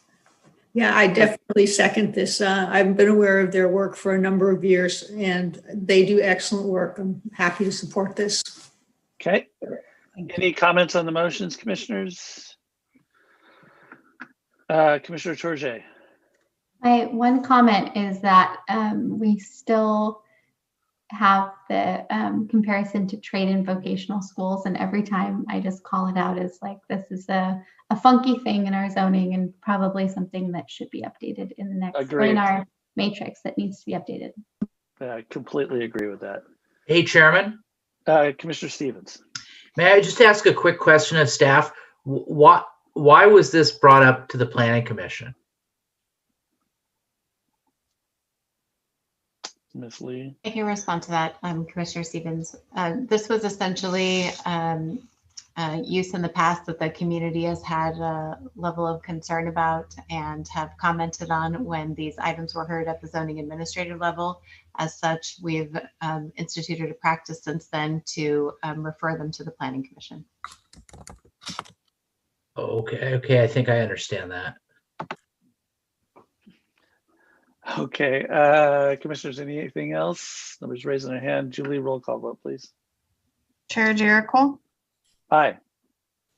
Commissioner Russell, Aye. Commissioner Stevens, Yes. Commissioner Toller, Aye. Commissioner Tourget, Aye. Commissioner Zick. Aye. Motion carries 6-0 with Vice Chair Colbert recusing himself. Okay, very good. Ms. Bright, good luck. Thank you for your continued work in the community, important work. And that will be final in 7 days unless appealed to the City Council.